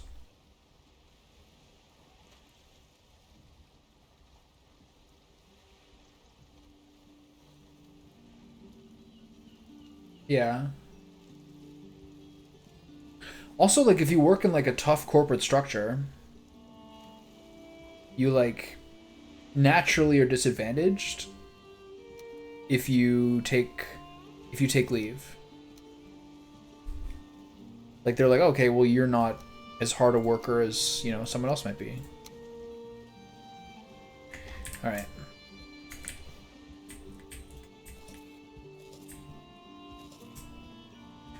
Off to the Mistlands. Do I have all the stuff I need? Do I have arrows? Yeah, a little bit of stone I don't need. I have 2 food. I need 1 more replacement food.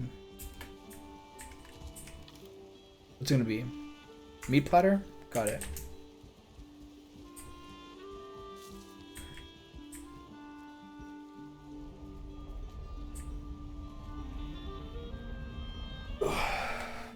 So, like, what if it's a popular restaurant for young couples? Is there going to be 6 baby carriages outside, like, forming a 6-pointed star?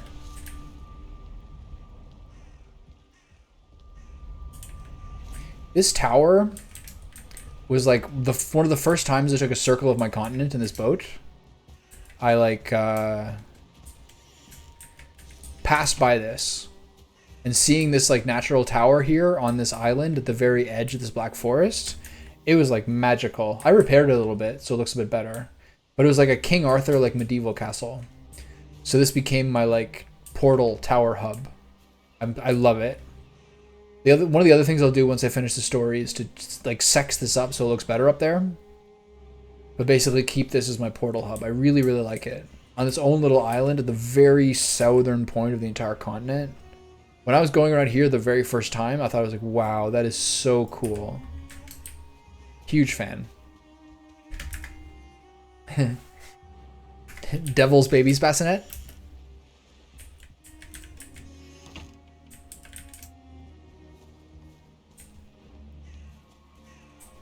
Well, I think part of it is that like there's a lot of parts of North America or like depending on like what kind of society you're in where like there's not the same kind of trust. My friend's mom is like French Swiss and he says that like people could like rent a gun and go to it like and bring their own guns like rifles to a shooting range in Switzerland, and like you'd have your gun with you on the street. I forgot the fucking Wisp portal again. You'd have the I'm gonna take some wood and build a house just to make myself feel better here, and like you take your rifle or whatever to the shooting range, and he's like, yeah, what are you gonna do? Like shoot someone? It's ridiculous. But like there's like a certain trust in some cultures. Where some places they sort of like, the assumption is things will be stolen. It's dangerous to do things like lock every door, all those things. Kind of depends on the culture. Okay, so here's something else I'm going to do. I'm going to take a 33 stack of wood. I'm going to take 1 Jotun puff. If I press 8. If I plant 1, how many do I get? Probably seeds. I'm going to take 1. I'll bring the hoe for farming, and I'm going to look around. I need a wisp light. So that's 1 wisp. 1 silver bar. Where are my silver bars at? This silver? Yeah. Then I'll get my hoe, and then I see if I can get myself a little Mistlands island coming up sometime soon.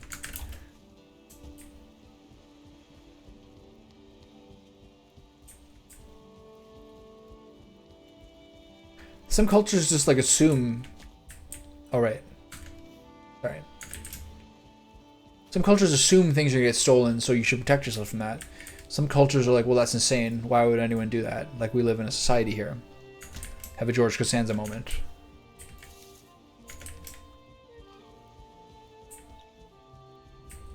Eventually the babies can hang out.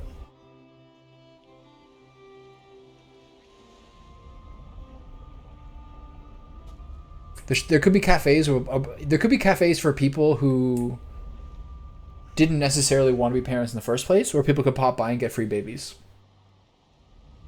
What do you think about that?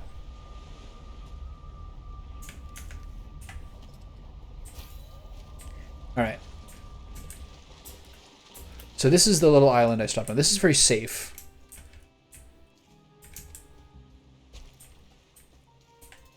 It needs walls.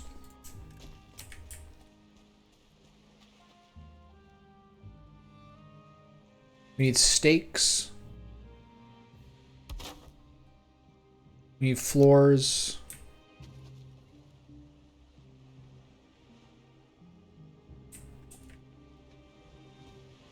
Alright, everything's just... We need to chill out here a little bit.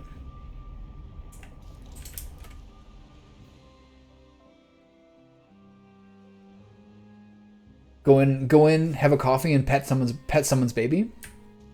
Rent to own.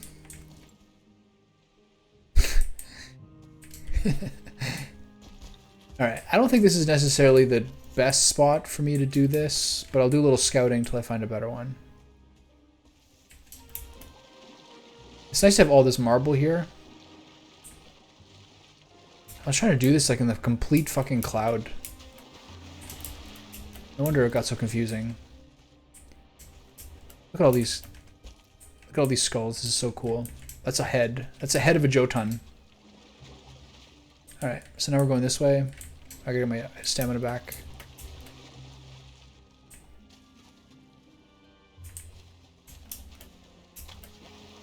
And this baby's a little fussy.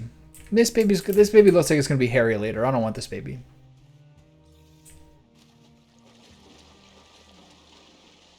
Is that baby cross-eyed? No, it's just wall-eyed. Okay, that's fine. I'll take it. It's kind of cute. Some people like ugly puppies. You know, people buy, like, pugs and bulldogs. Maybe, like, in the right culture, like, an ugly baby would be, like, you know, an asset. This is, like, Rabbit Island. Don't run. No. Alright.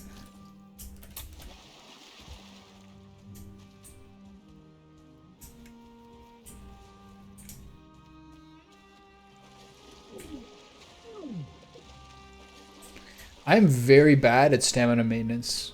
Stamina management in this game. I am very bad at it. I'm always just holding shift. I can like save up stamina for like 4 seconds before I get impatient.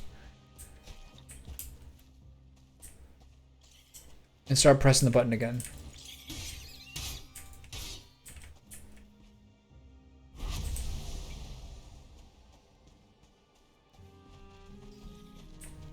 Seeker Soldier. These guys don't mess around. Is it 2 of them? No, it can't be.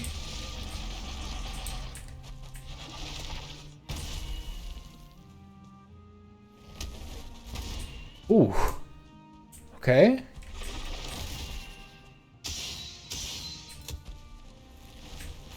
Look at this guy. What a fucking monster. Okay, let's recoup a little stamina here. Am I wearing my stuff? Yes. Ooh, he got me. He doesn't let you get a full combo. Ooh.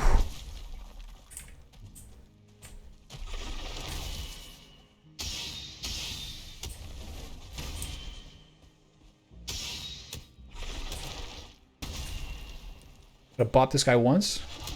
Ooh, never mind. These guys are crazy tanky. Each of these hits is like 180 damage. That was 150, sorry. That means these guys must have at least like 2,000 health. Or something close to it. You gotta kind of back against... I think if you back against a wall, you can get a counterattack faster. That's the new strat. Ooh. Come on, do it. Do it, pussy. Oh my god. I'm getting messed up here. I'm getting a little cocky.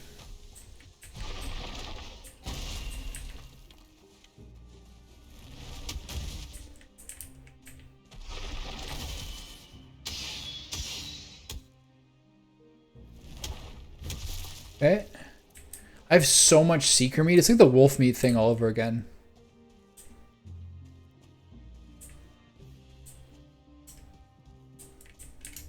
Hey, Bunny Wabbit.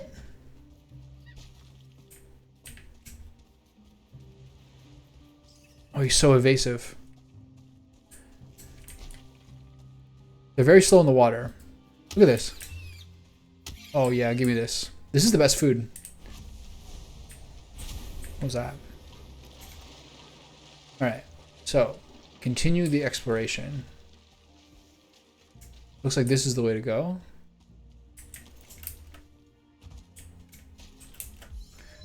When I was like traversing all this stuff, I was finding it very frustrating.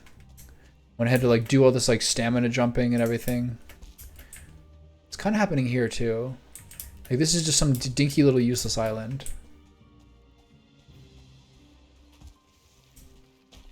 Where's like the real meat of it? That's a plain, so this is the edge of the zone.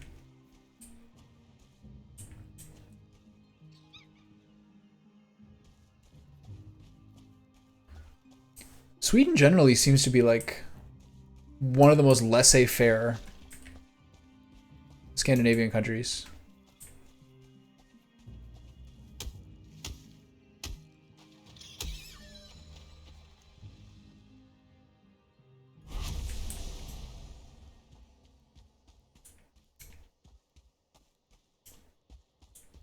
Okay, do I want to climb up here? This zone is crazy, man. Ooh. There's a fort? I don't really see the point of these.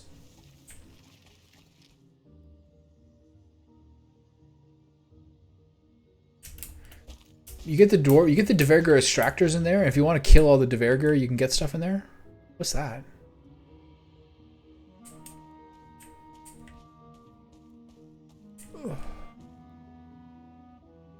Can't even get up there, I don't think.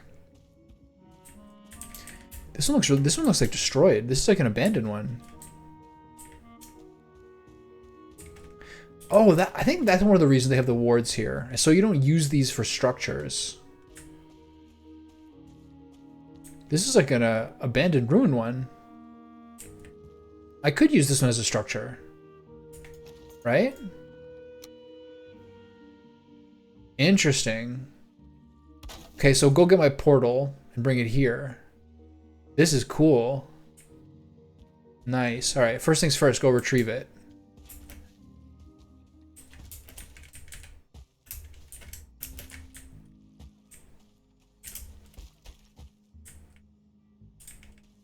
Okay, I fall down there, I might die.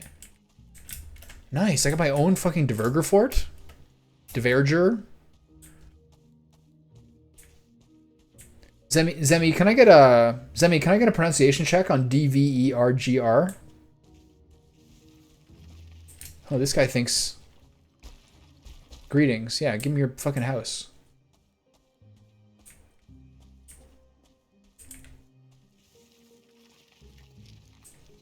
I'm not gonna get lost, don't worry about me. So what are you guys doing down here?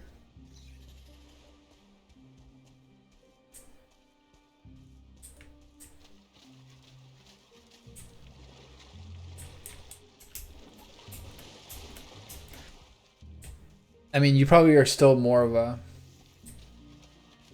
You're still more of an authority on it than I am. How do you think it's pronounced? This is an absolute rabbit paradise, this little Finstrup island.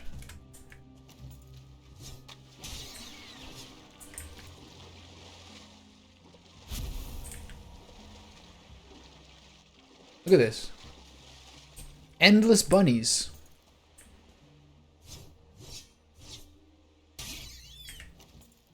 Oh, okay.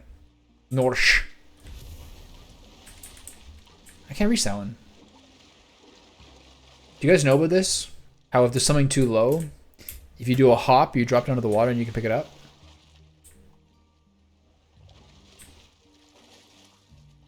I've like built really, really tall towers. This is an absolute rabbit paradise. I've built really, really tall towers in order to dive into the water properly.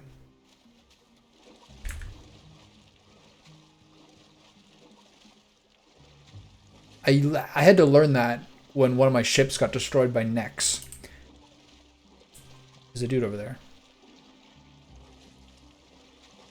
I just saw a Seeker wing. Bring it on, fucker. That leap attack is really cool. Oh, I'm drowning in the water. Okay, I was kidding. Okay, now. Come bring it on. He can't figure it out. He's so stupid.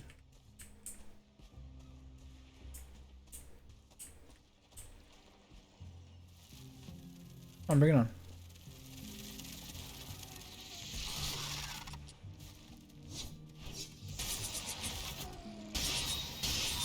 Clap.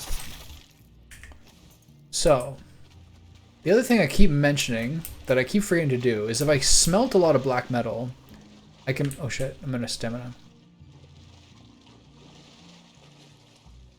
I can make an Atgear. And I do think the Atgear is probably the best weapon for this zone. Because everything I'm doing is like low... is gray. I'm getting gray numbers a lot. So I think the Pierce only. This thing is blunt and Pierce. I think the Pierce only is the best way to do damage to these guys, generally speaking. Yeah, this Viking is not the best swimmer.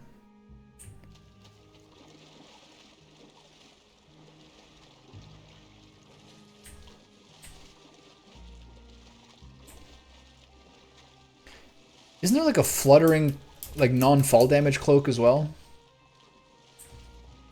Why haven't I got that yet?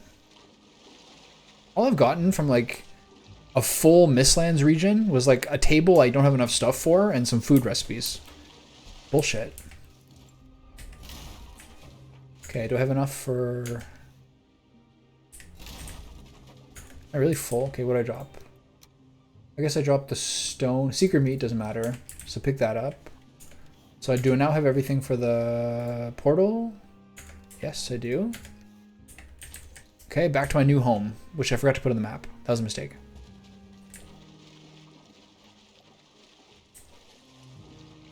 Yeah, I have black cores, but I only have 4. So you need 5 to make one of the tables. There's 2 different tables or something you can make. But I'm not there yet. Someday. Someday I'll save up enough money to be able to buy myself a pair of new shoes.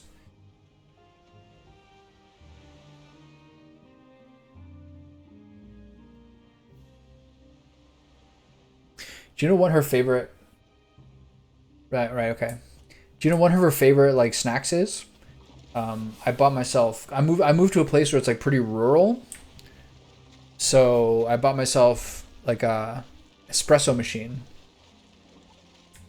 Look at this absolute rabbit paradise continuing. And so once I steam the milk, I'll give her like 3 or 4 like fingerfuls of the steamed milk after I pour myself my cappuccino. And she'll lick it every time, and it's like her favorite thing. She only really stops when I get bored of just like standing there, as she licks froth milk off my fingertip. But if I put it on a plate, she'll barely touch it. She needs it on the fingertip. It's very important for the whole. It's very important for the bonding experience. She'll also eat bacon, egg whites, a little bit of some fish. What is that?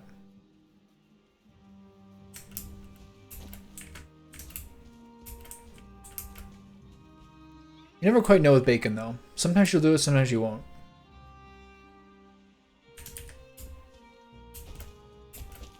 Alright, can I get up here? I think so. My food's running out. So over there is the little... I saw one of those stupid blue lights, which means there should be something over there. This was really triggering me yesterday. I had to like look for the I had to look for like the rest of my Mistlands to see if there's any more stuff after I'd completed the 2 crypts. And I just spent my entire life just like standing on a sheer cliff Waiting for my stamina bar. It's getting a little cranky. I haven't had as much... I obviously would prefer if she ate the egg yolk rather than the white. I've had less success getting her to eat the yolk. Maybe liquid yolk? She might like? Not sure. This is so cool. Oh my god, I got my own fucking dwarf keep. This is the best thing ever.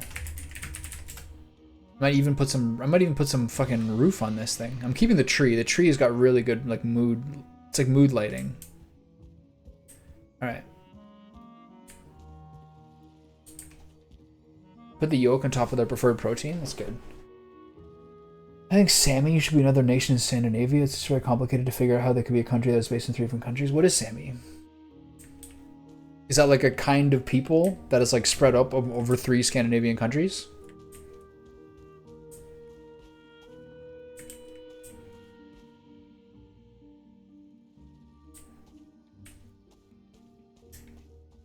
I usually in my morning smoothie before the gym, I'll have a couple egg yolks and then I'll save the whites. Ooh, there's a Diverger home. Nice. Sick, there's a crypt there. Nice. I'll usually crack 2 eggs and put the yolks into my smoothie before the gym. And then save the whites for like my breakfast sandwich that I have afterwards. Because I find if you have multiple whole eggs in a breakfast sandwich, since I use like authentic bagels, it's too much egg and too much like mass. And the yolk gets everywhere. It's kind of annoying. So I can just crack a 3rd egg. Give it to the kitty cat.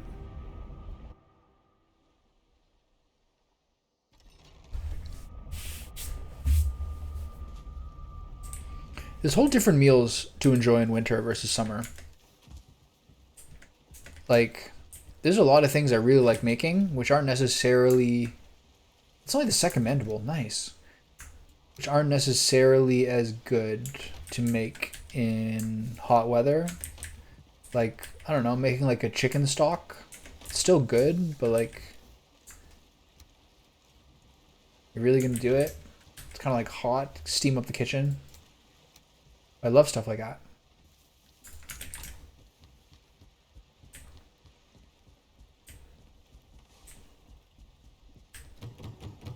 Just thinking about like a chicken stock broth, carrots and celery and onions, proper mirepoix, simmering away, put herbs in it, and then make a soup with it, with like either rice or pasta and like the chicken that you cook down. That kind of stuff makes you, this stuff's so great. I think I'm torturing myself because I'm trying to get hungry. What happened to all that wood? I put it away. Okay, so I need 1 to look at the... whether I have the stuff to make more food. So I'm looking for...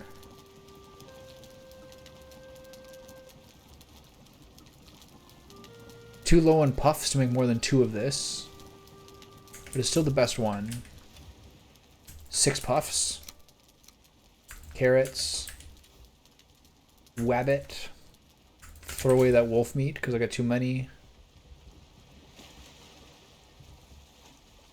I use so much time to stack up on every kind of food and then stock up the ingredients again. Yeah, I'm always like behind the 8 ball with that shit. I'm always like making like 6 or 8 at a time. Maybe more than that sometimes. But the Jotun puffs, I don't think that they respawn.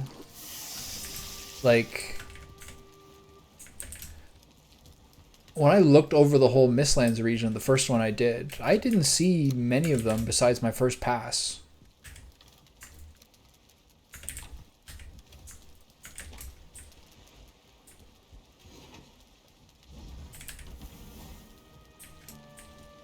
Maybe make some more lox pies. Keep that going. Cloudberries and what? Barley flour. Make 2 pies, put in there as well.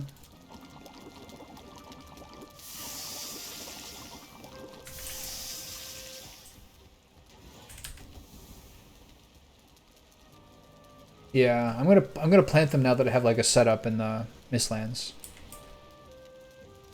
I don't want the rabbit to burn. I cooked 4 chickens into charcoal last time. I'm still traumatized from it. No, I don't think you can feed the wolves wolf meat. You can feed them necktails, piggy, and deer meat.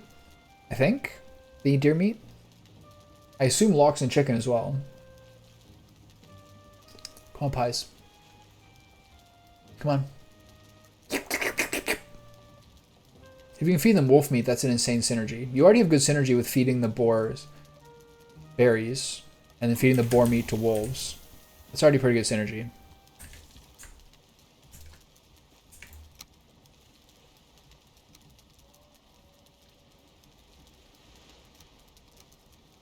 Alright, so off to bed. Right? Am I missing anything? Gotta put the cluster berries back. I gotta find a good place to farm.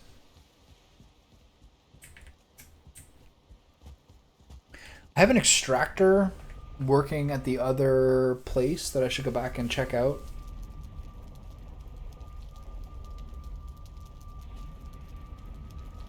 Mosquito meat?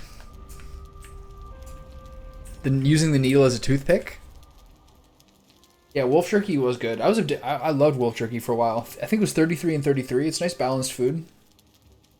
Wasn't it wolf jerky and honey? The same way the boar jerky was boar jerky and honey? Or is it something else? The serpent stew meta was good. I enjoyed that. The lox meat is like one of the... I think the lox pie is one of the easiest ones to get. Lox meat, cloudberries, and barley flour. That is really easy to stockpile. Really easy. Okay, so what am I missing? I got to...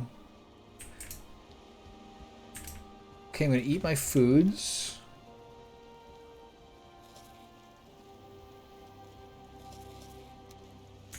And then I'm going to go pick up my sap.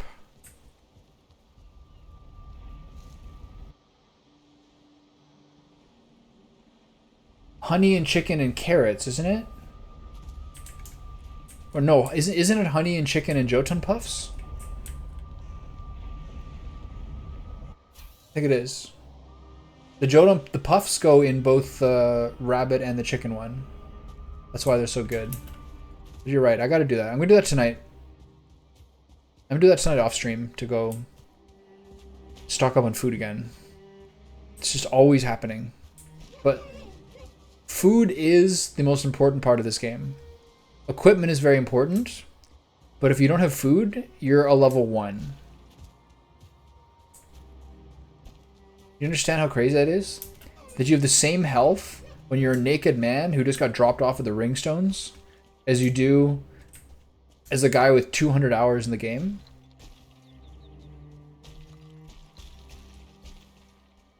It's insane. One nice thing about this Dverger, this one nice thing about this place is that it should be guarded by those dudes from harm. Like really the only risk is like Seekers and Gyal, right? Getting fucking firebombed. So you gotta just make sure that you lead the fight away from where you're going. Oh. Hey! These guys are one of the most annoying things to fight because of how much time they run around, like, baiting you. The average fueling fight is standing at a point and watching him do 3 full circles of your body and then randomly running at you.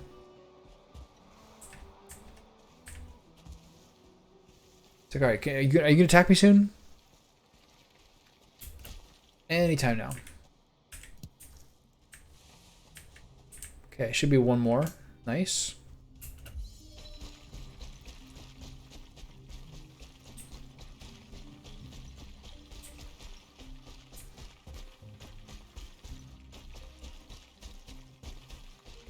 I know, but you know what I mean though, right? Like it's a little bit fucked up to be like a guy in full plains gear, but have 25 health and 25 stamina, or like 40 stamina, whatever it is. It's like a little annoying to be that weak without food. It's like it's just a little crazy. I understand why they do it. They need to be like an important mechanic of the game. But it's like, wow, I would die to like a...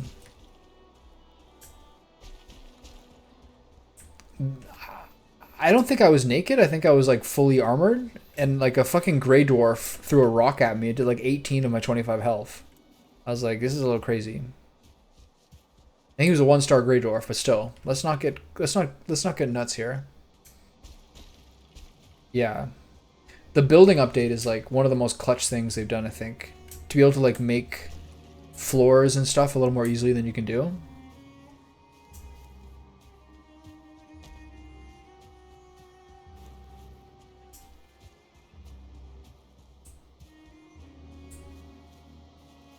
Okay, can I drop anything off here? This is rock.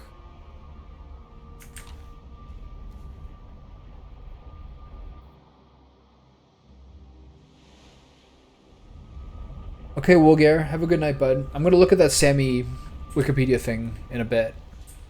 I'm curious about that. I didn't know anything about it. I know, baby.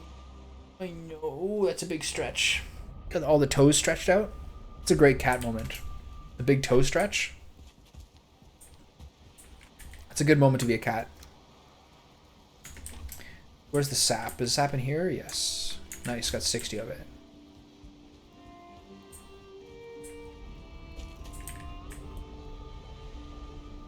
Yeah, or like, let's say you're making scaffolding to try to climb up a high structure. The angle you need to place a floor on your ladder is pretty hard. You have to get a weird angle on it. Those kind of things. I'm pretty sure that's part of the buff. I'm pretty sure that's part of the patch. The other thing about the patch I really like is how the Hilldeer's quest stuff is... This is rock, right? I can't like I can't farm on this. The Hilldeer's quest stuff helps flesh out the experience, the leveling process. Because I'm pretty sure it's 2 early game crypts and a late game crypt, right?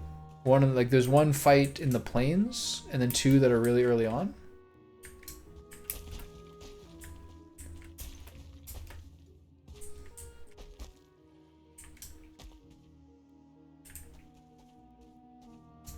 Like, I can't farm this, right?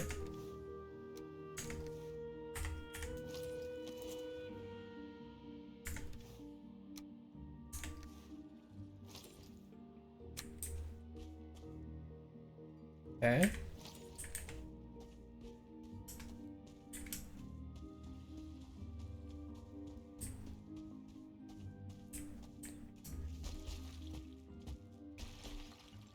This is still rock?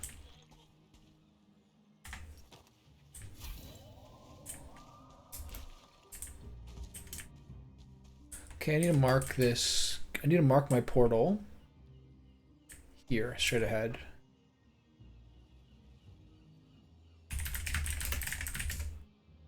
Take this one out. Can you build up ground in an area to cultivate? I put my stone away, damn it. Okay, this is all tree trunks.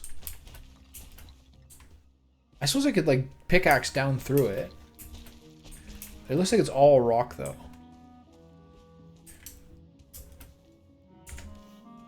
Okay, I'm not gonna do this right now. I'm gonna use my food to go clear out the crypt. Like that could be a farmable patch. Ooh, there's puffs up there. I don't think I can reach those.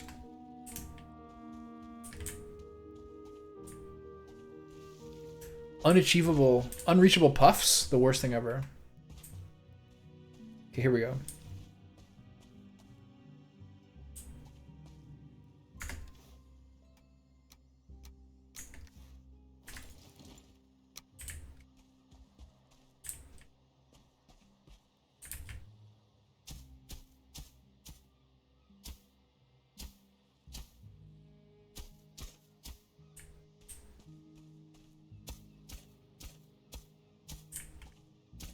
Just me and my Jotun puffs. Don't mind me.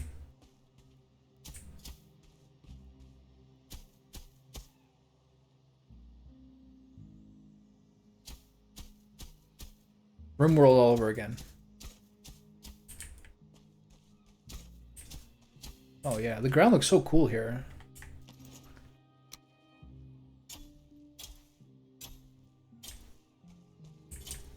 Got a really cool texture to it. Okay, my first puff.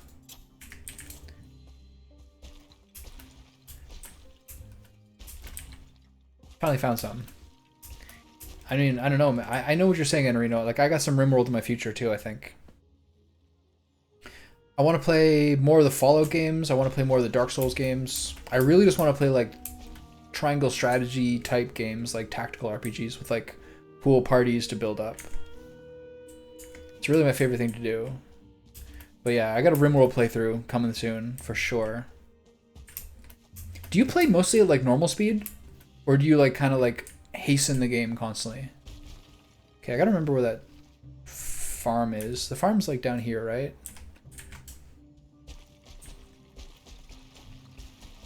Stranded Alien Dawn. Never heard of that. Oh shit. Oh, there's 3 of them. I think it's bone mass time. Oh my god, I have the wrong buff. I have the wrong buff. Okay, time to get through this. And then I gotta go back for the bone mass buff.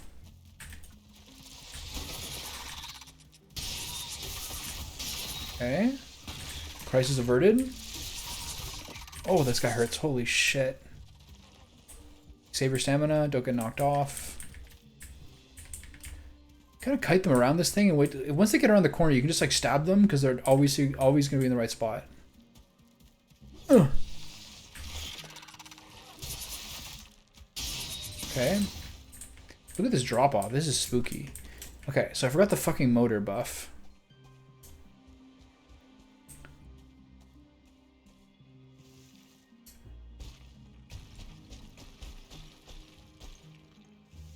Wartail. I've heard about that a lot lately.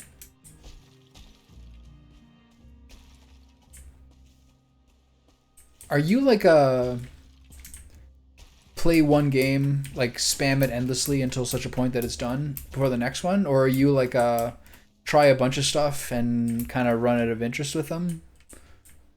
What's your style? I'm pretty monogamous. I don't quit something once I start it, usually, but it takes me a long time to decide on what to play. I like normal speed too. Sometimes I'll put stuff on, sometimes on RimWorld I'll put stuff to like a faster speed if I want to zoom forward ahead, but like, I want each moment to matter, you know? Constantly tinkering and like being more efficient.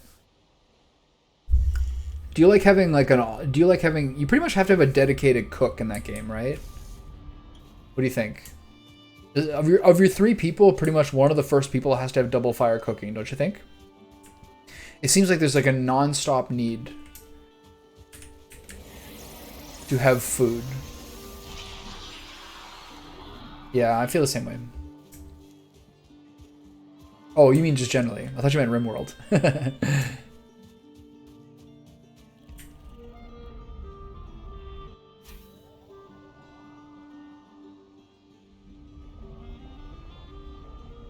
I think something along those lines, if you're the same way as me, that I've learned.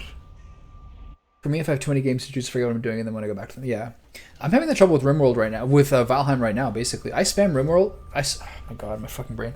I spam Valheim from December to mid-March, and then I had to move, and then I was like staying at my girlfriend's house for 3 weeks, and then like setting stuff up. I took like a full 2 months off, and like, it took me a while to get back in the swing of things, to some degree. But something I've realized is that if I Google games or like look on Wikipedia's, look on fandom, find out the ways to play a game optimally, I run out of patience for the game. The less novelty that I have in the thing, the more that I'm like looking for the optimal way to play, or like where every character is in like an RPG like Suikoden or something, the less that I am likely to finish the game entirely. The more that I go in fresh on my first playthrough and just kind of figure it out, the more that I'm engaged in it. You need a cook and a proper doctor, yeah. The doctor doesn't have to be a full-time person. The cook has to be a full-time person in RimWorld, I find. Where's my farm? Is it this way? The farm's not here, right?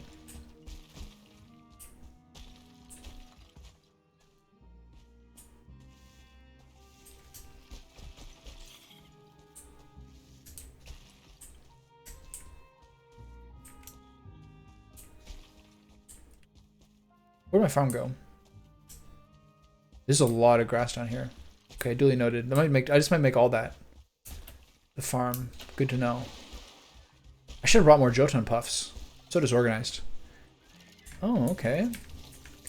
See, we're being a motherfucker.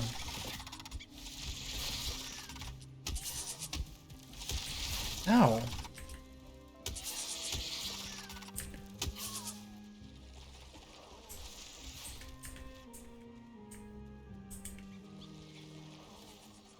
Okay, this is where I started.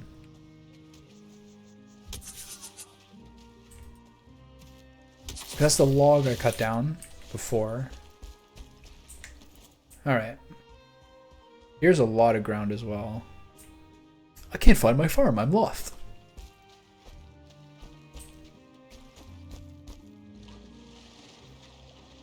Over here?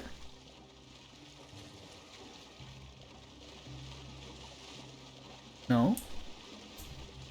Random ass secret. What the fuck happened here? Did I black out?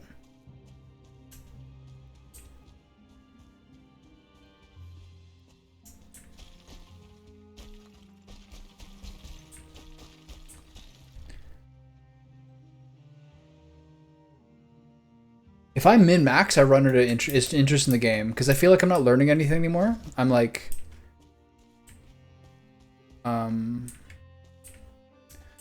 just executing a plan. Was it down here? Or is this where I went before? This is where I went before, I think.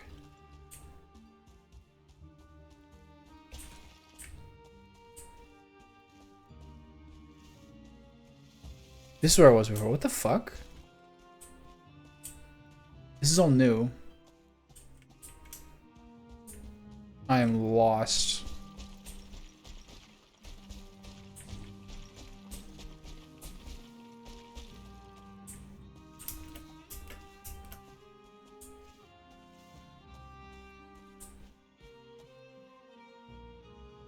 At the water's edge? What do you mean by the armpit? You're saying it with such confidence, which I respect. Which means you know where it is.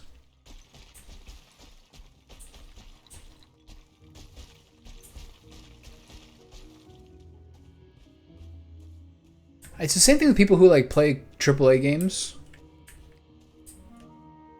It's down here? It's the same thing with people who play like AAA games, like an Assassin's Creed game or something like that, and then like 100% it and get a platinum trophy. Here we go. All right. Here's my pitiful little farm. This looks like a farm thing. All right. Okay, this is the armpit. Found it. I run on materials and ingredients all the time. I'm too impatient. Okay, so back to the RimWorld thing. I feel like you need a full-time cook with like the smoothest possible flow. And you kind of got to rush to like the refrigeration stage to make it worth it to some degree. Having someone who can grow really well is obviously very important. It's nice to have someone with double fire shooting so they learn faster and become better shooters, but having a pretty high number is generally good enough. But I would really prefer to have someone with good shooting. The cook is the number one important thing. You have to have someone with, I mean you need like social. You need like someone with really good social to like convert prisoners. You need someone with a really good doctor, even though it's not always useful. Cooking, growing, crafting is not necessary till later.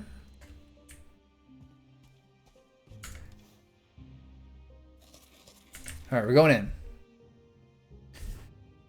All right, this is the last thing I'm going to do today. My tongue's tired from talking. Don't fall into the pit. Ooh, I hate these guys. He's on me already. He's on me again. The ticks are like a little bit... The ticks are a little bit... Oh, hey, relax. Are a little bit hard to... This is an absolute tick party.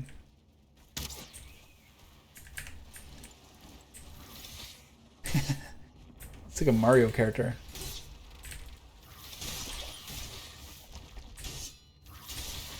This is the same thing as like the crypts, in that they can't get up the stair. They can't figure it out.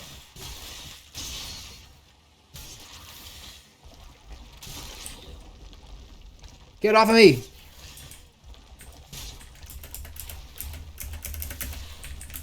See, now I can't jump up this.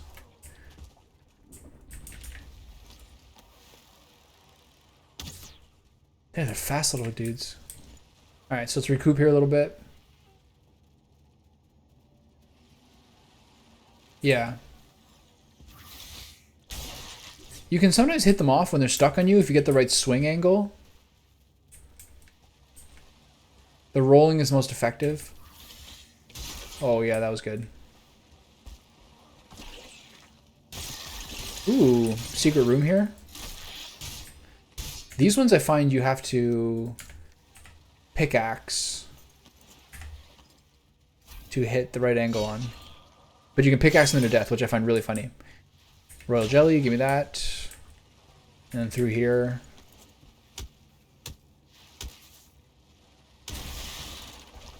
It's just ticks. I'm trying to use the sword for these guys, so I don't lose too much durability off the mace.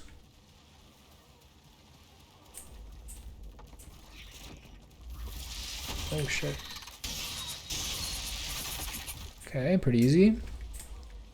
So the key to this, in all crypt diving, is to always follow the maze rule. Where you always take every right possible, so you won't get lost. The secret to completionism in this is to... Ooh, a 2-star. He dies like the rest. Damn, this is some good... I feel like this sword has a little better reach. You're a lefter? You lefters can't be trusted. They always say that the way to get out of a maze is to take every possible right the whole way. I never heard anyone say that you should take every left. There's something wrong with you folks. You're mentally unstable.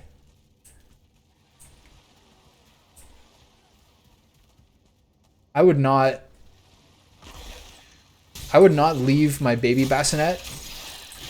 I would not leave my baby stroller outside of a left-turning man's restaurant. I'll just say that. Look at this tick. Disgusting. Last winter, I lived in Panama for the winter. And most dogs in... Oh, Jesus. Most dogs in Latin American countries are, like, barely owned. Like, people will, like, leave food out for them, but the dogs... Ew, that one's got one inside of it. I've never seen that before. Does that mean it'll definitely... If I bust that open, do you think there'll be one inside there? No, nothing. Dogs in Central American countries are barely owned. People will feed them, but the dog is just like left to its own devices, essentially. And these dogs that my neighbors owned, who lived across the street, who would come visit me once in a while, would have huge, fat, swollen ticks on their neck that I would pluck off. And one time I took off a tick, not really knowing what it was. And I dropped it on the ground and I squished it with my finger and it made like a pop. And to this day, I still remember that pop. It's very traumatizing. It was like, whoa, that was really gross. The Diverger gate you can open. Oh, look at this fucker. Get off my head. Over here, where'd that go? Yeah, here, you can click this to open it. And there'll be some seekers waiting behind it, and it's usually an annoying fight. But I'm always turning right, so I'm gonna have to return to that. Gotta stick to the plan.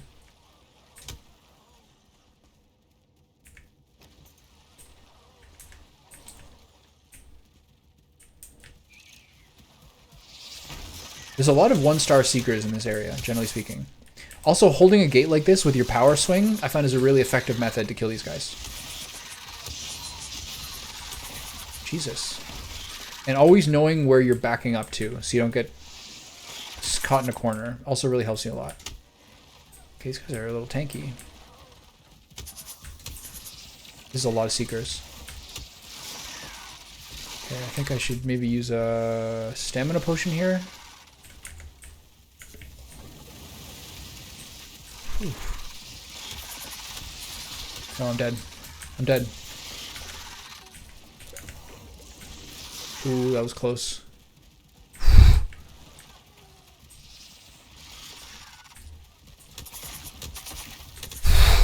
That was fucking close, man.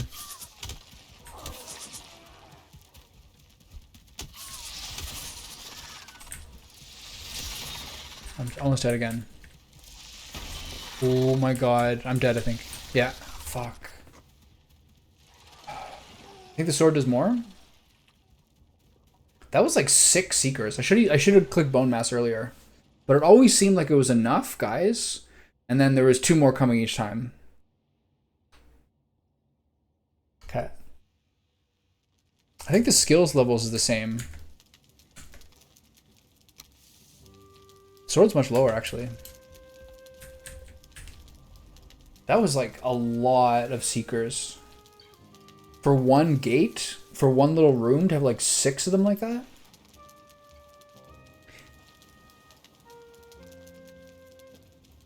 Yeah, they changed that a while ago. They made it so that like, to further differentiate health and stamina, so like to make it more that you want to stack stamina if you have like a rolling and 2-handed weapon playstyle, and if you want to like be tanky, excuse me, and then to make it so that you want to be tanky. All my food's gone.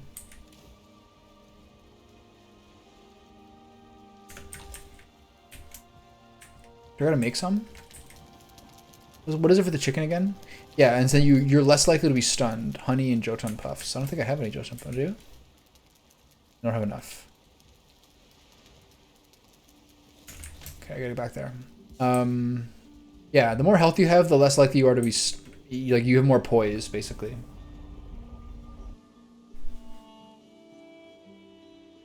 It's always funny when cats sit that way. She looks like a goblin.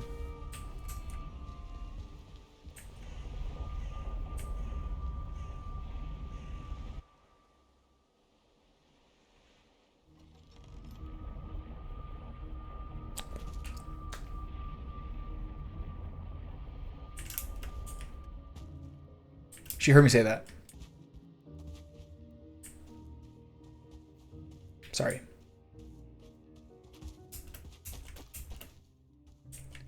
Alright, I'm naked.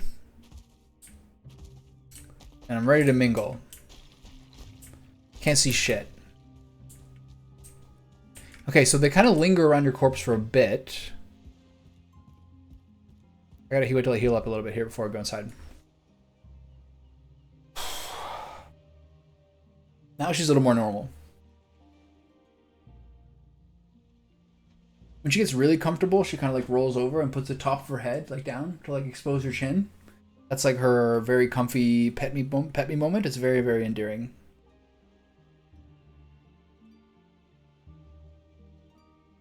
It's actually been really effective having her in terms of like having a better sleep schedule.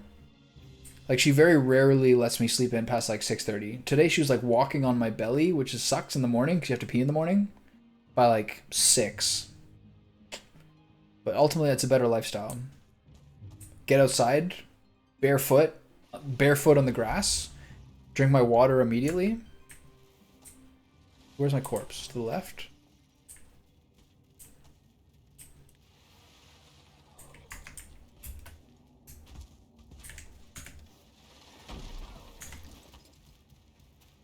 Should have brought a buke parry to puke it out and eat better food. Oh, what the fuck? Oh, it scared me. Oh. Fucking tentacle? Antenna? Alright.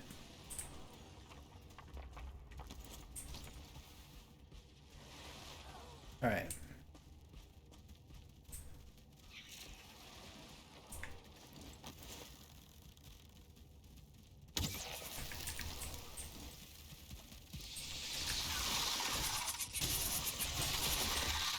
It's just like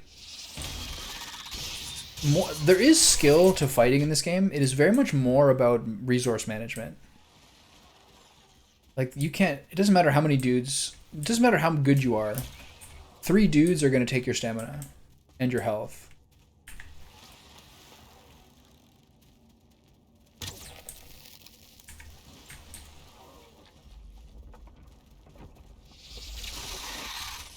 And that's another thing people would complain about, like on the subreddit, which I see sometimes, is they can hit you from different elevations, but you can't hit them. That's something people like that really bothers people.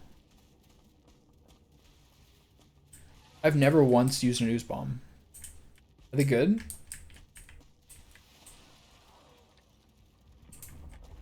Why is it so dark, right?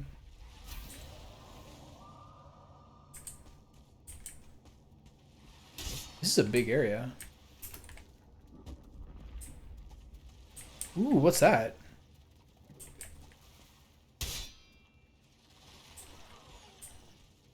I've never seen a gate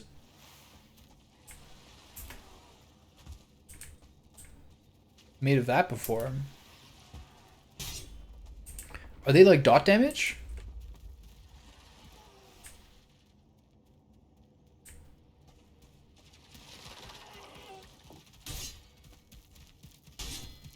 Okay.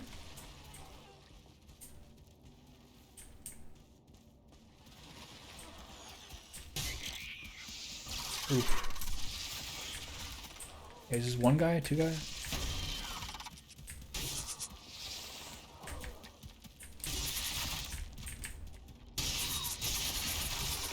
Okay, pretty effective. Is there one more? Do you run out this way? Am I crazy? Alright, there's probably one more in here.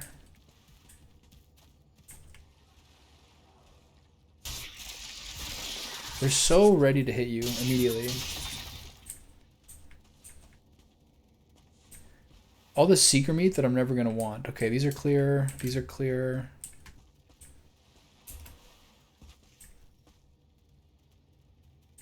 The bone mass buff, you mean? And Areno, I'm still dealing with the fact that you might have missed Dverger gates the entire time you did this.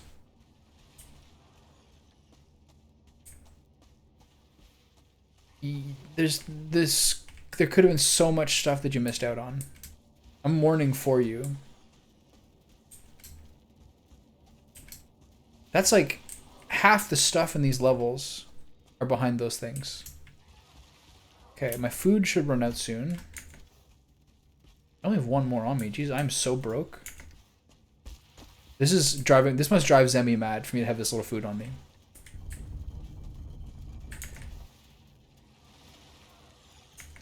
It's not acceptable what I'm doing. I understand that. I might have only 2 foods going. Yeah, there's the hidden rooms too. That's where all the black cores are. That's pretty easy. You can usually see that. There's like a rune. There's a blue guy in here.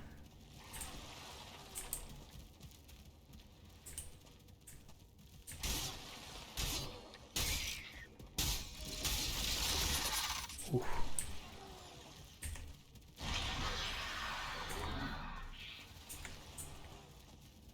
When do I get to eat my new food?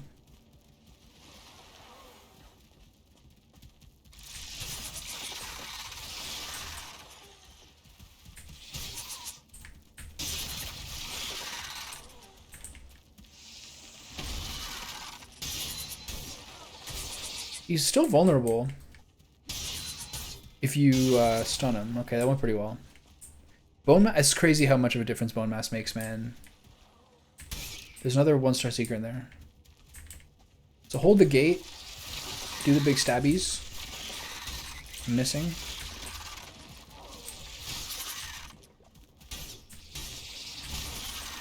Can't see shit.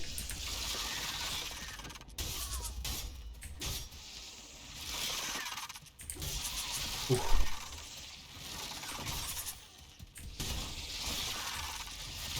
Running out of stamina here. Did that hit me, really?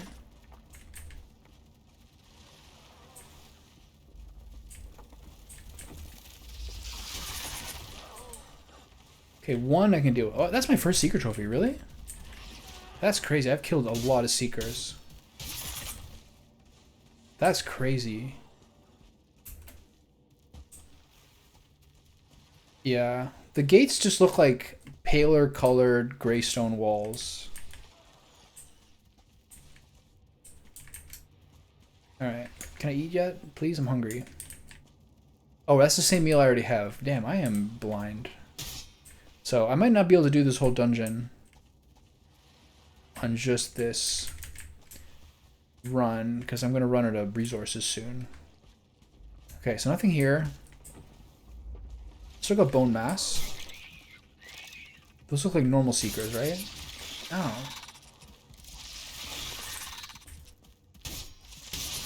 As long as you get the overhand swing in. What's more, the overhands? The third swing or the stab? What does more damage?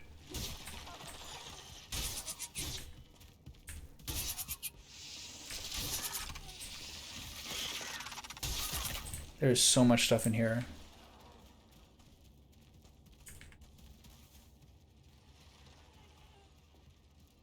Okay, I'm getting a little weak here. Yeah, this is a little risky.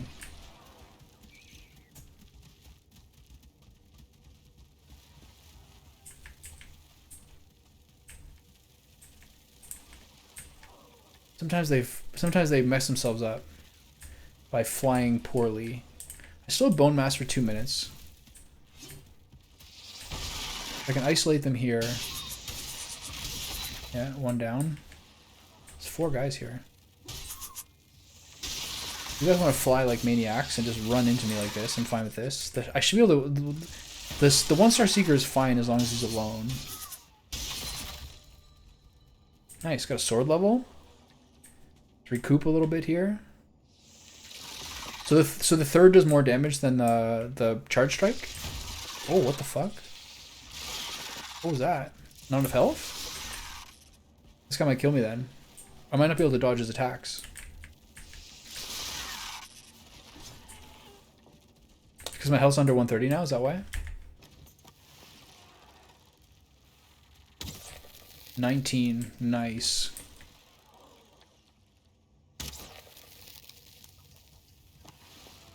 The charge is harder to hit too.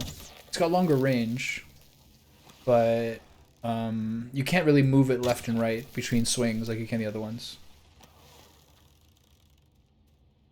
Okay, come here, big guy. Let's go. Are you stuck?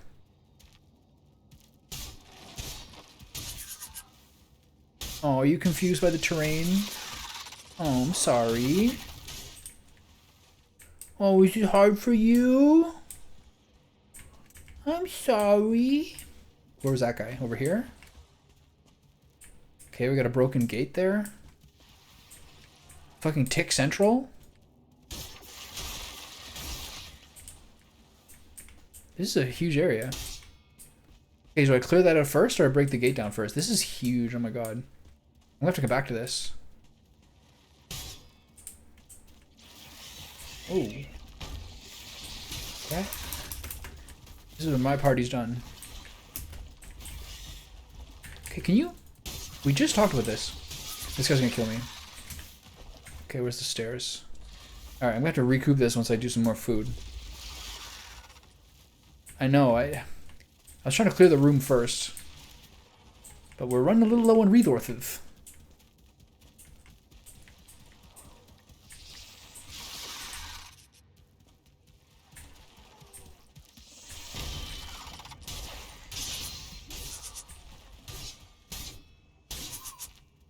Could cheese this guy a little bit.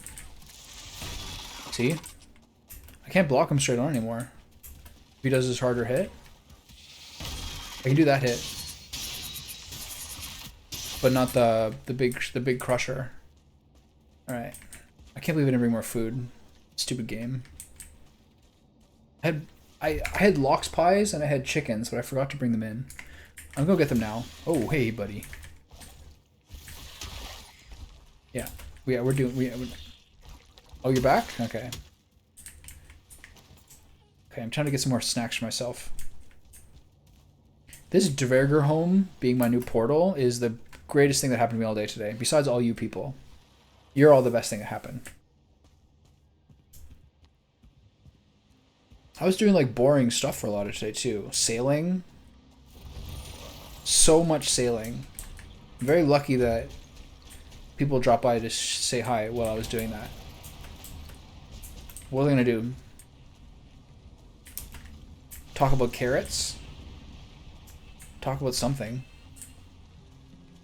How did I get here? It's over this way, right? Ugh.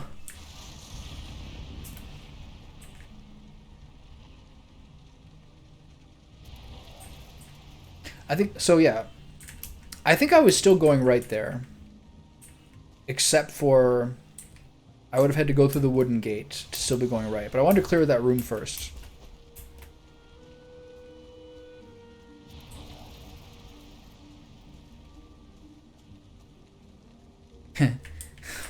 Yeah, the Smuggler's Cove, that was an intense moment. 3 locks in the river. Luckily only 1 Death Skeeto. I find in my experience in this game, one of my biggest weaknesses is trying to rush returns for my corpse and not eating enough or equipping myself properly. But I find usually when things start to go horribly wrong is a sequence of 3 events.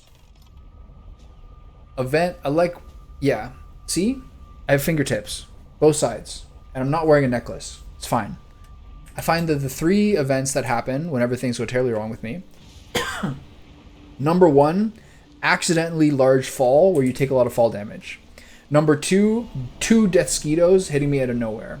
Number 3, cycle of mayhem and rerunning and horrible skill loss that lasts me like 30 minutes and tilts my whole evening. That's typically the sequence of events. But it always starts with the fall damage into the multiple wolves or multiple Death Skeetos. That's your first line of defense.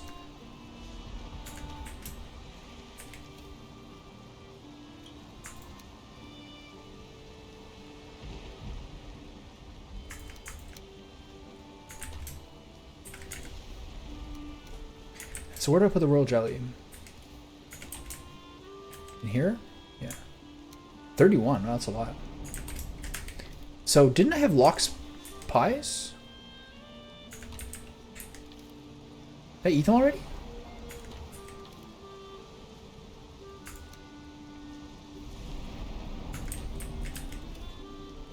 Didn't I? Am I crazy?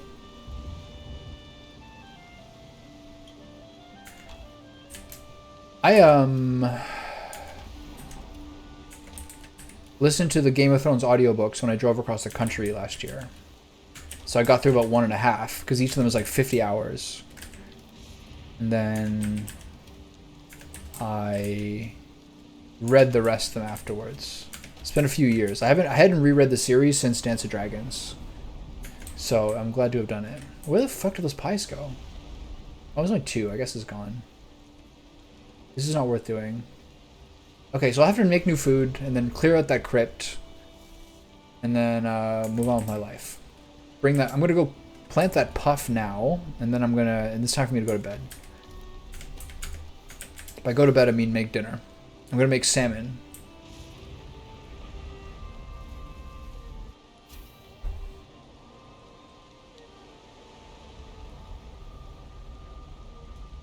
Did you watch Game of Thrones all the way through when it first came out?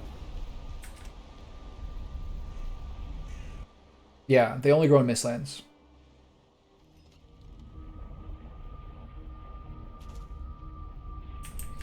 The puffs and the mushrooms only grow in the Mistlands, the same way the barley and the flax only do. I got pretty lucky before with finding a spot of plains that was like just an isolated spot of plains by itself that was really near my meadow portal to the merchant. And then from there, I had like just a little, I had like a little slidey part. How did I get down here originally? This can't be the right way to get down here. Anyway. So here is my little secret puff sanctuary. Jotun Puffs Primordia. Needs an open sky. Shit. Oh, did I ruin them? Uh-oh. Oh no.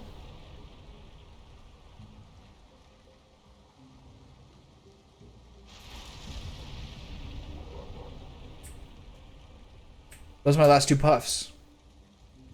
I'll have to find some more. And then plant them a little further away from the cliff. That's brutal. Nothing I can do with that, right?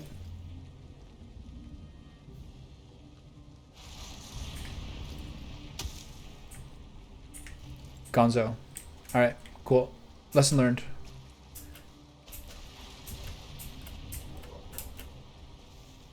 That's a cruel lesson. No, it's because there's a cliff over it. This overhang is covering them, so they don't have open sky. I think that's it.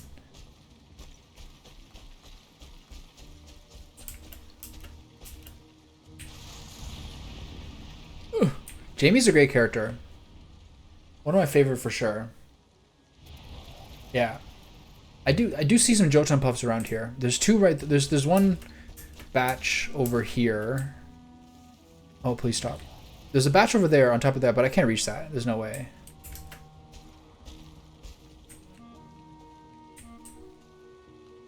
I can't get up there.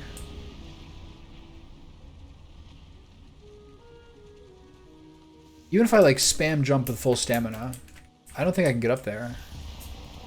So I'm just gonna have to find some more. But I got a whole new mistland, all these mistlands, so I'll be able to find some more. Yeah. Should I do it? Build some ladders? Pretty smart, actually. It's better than like Spider-Man style jumping with 1 item of stamina.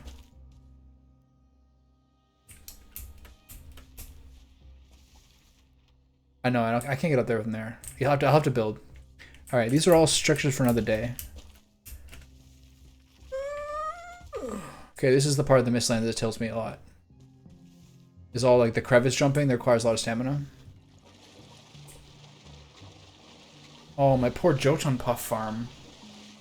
So, to cause myself no further problems later, I'm going to level this ground so it's no longer cultivated. I might even have to do this one too. Just to be safe, I'll do that. There are some other really good parts I can do. Anyway, dinner tonight is I'm going to cut up the salmon, which should be mostly defrosted, but still just firm enough to make it easy to cut. And salmon in a bowl with soy sauce, mirin, maybe a bit of hoisin and garlic. And then I marinate that while I cut up shallots and red pepper and some seasonal asparagus. And then shallots, ginger, and chili flakes into olive oil. And then red pepper, and then the salmon mixture, which has rice wine and everything in it, so that'll deglaze the pan. Put that together all over kakuho rice, and that's dinner. Yeah, I gotta make stairs. And I gotta plant some more Jotun Puffs, and I gotta clear that crypt. But that's all for tomorrow, I think. Once it gets dark, I don't find like I like being in this room, because the artificial light looks bad, especially in the dark, and I don't want to like, it's like literally like legit dark in here. I try not to have too many overhead lights on at night, so I can sleep better, etc. So I don't find I really stream at night. I find I'm watching movies and stuff like that. A little better. Or just do some like farmy stuff that's not like as fun. Okay, I'm going to put that on my list. I'm going to read about Sammys, and then I'm going to go on. Thank you all for being here. It's like a genuine pleasure, honestly. And I hope you drop by again soon. Have a good night. See you, Zemi.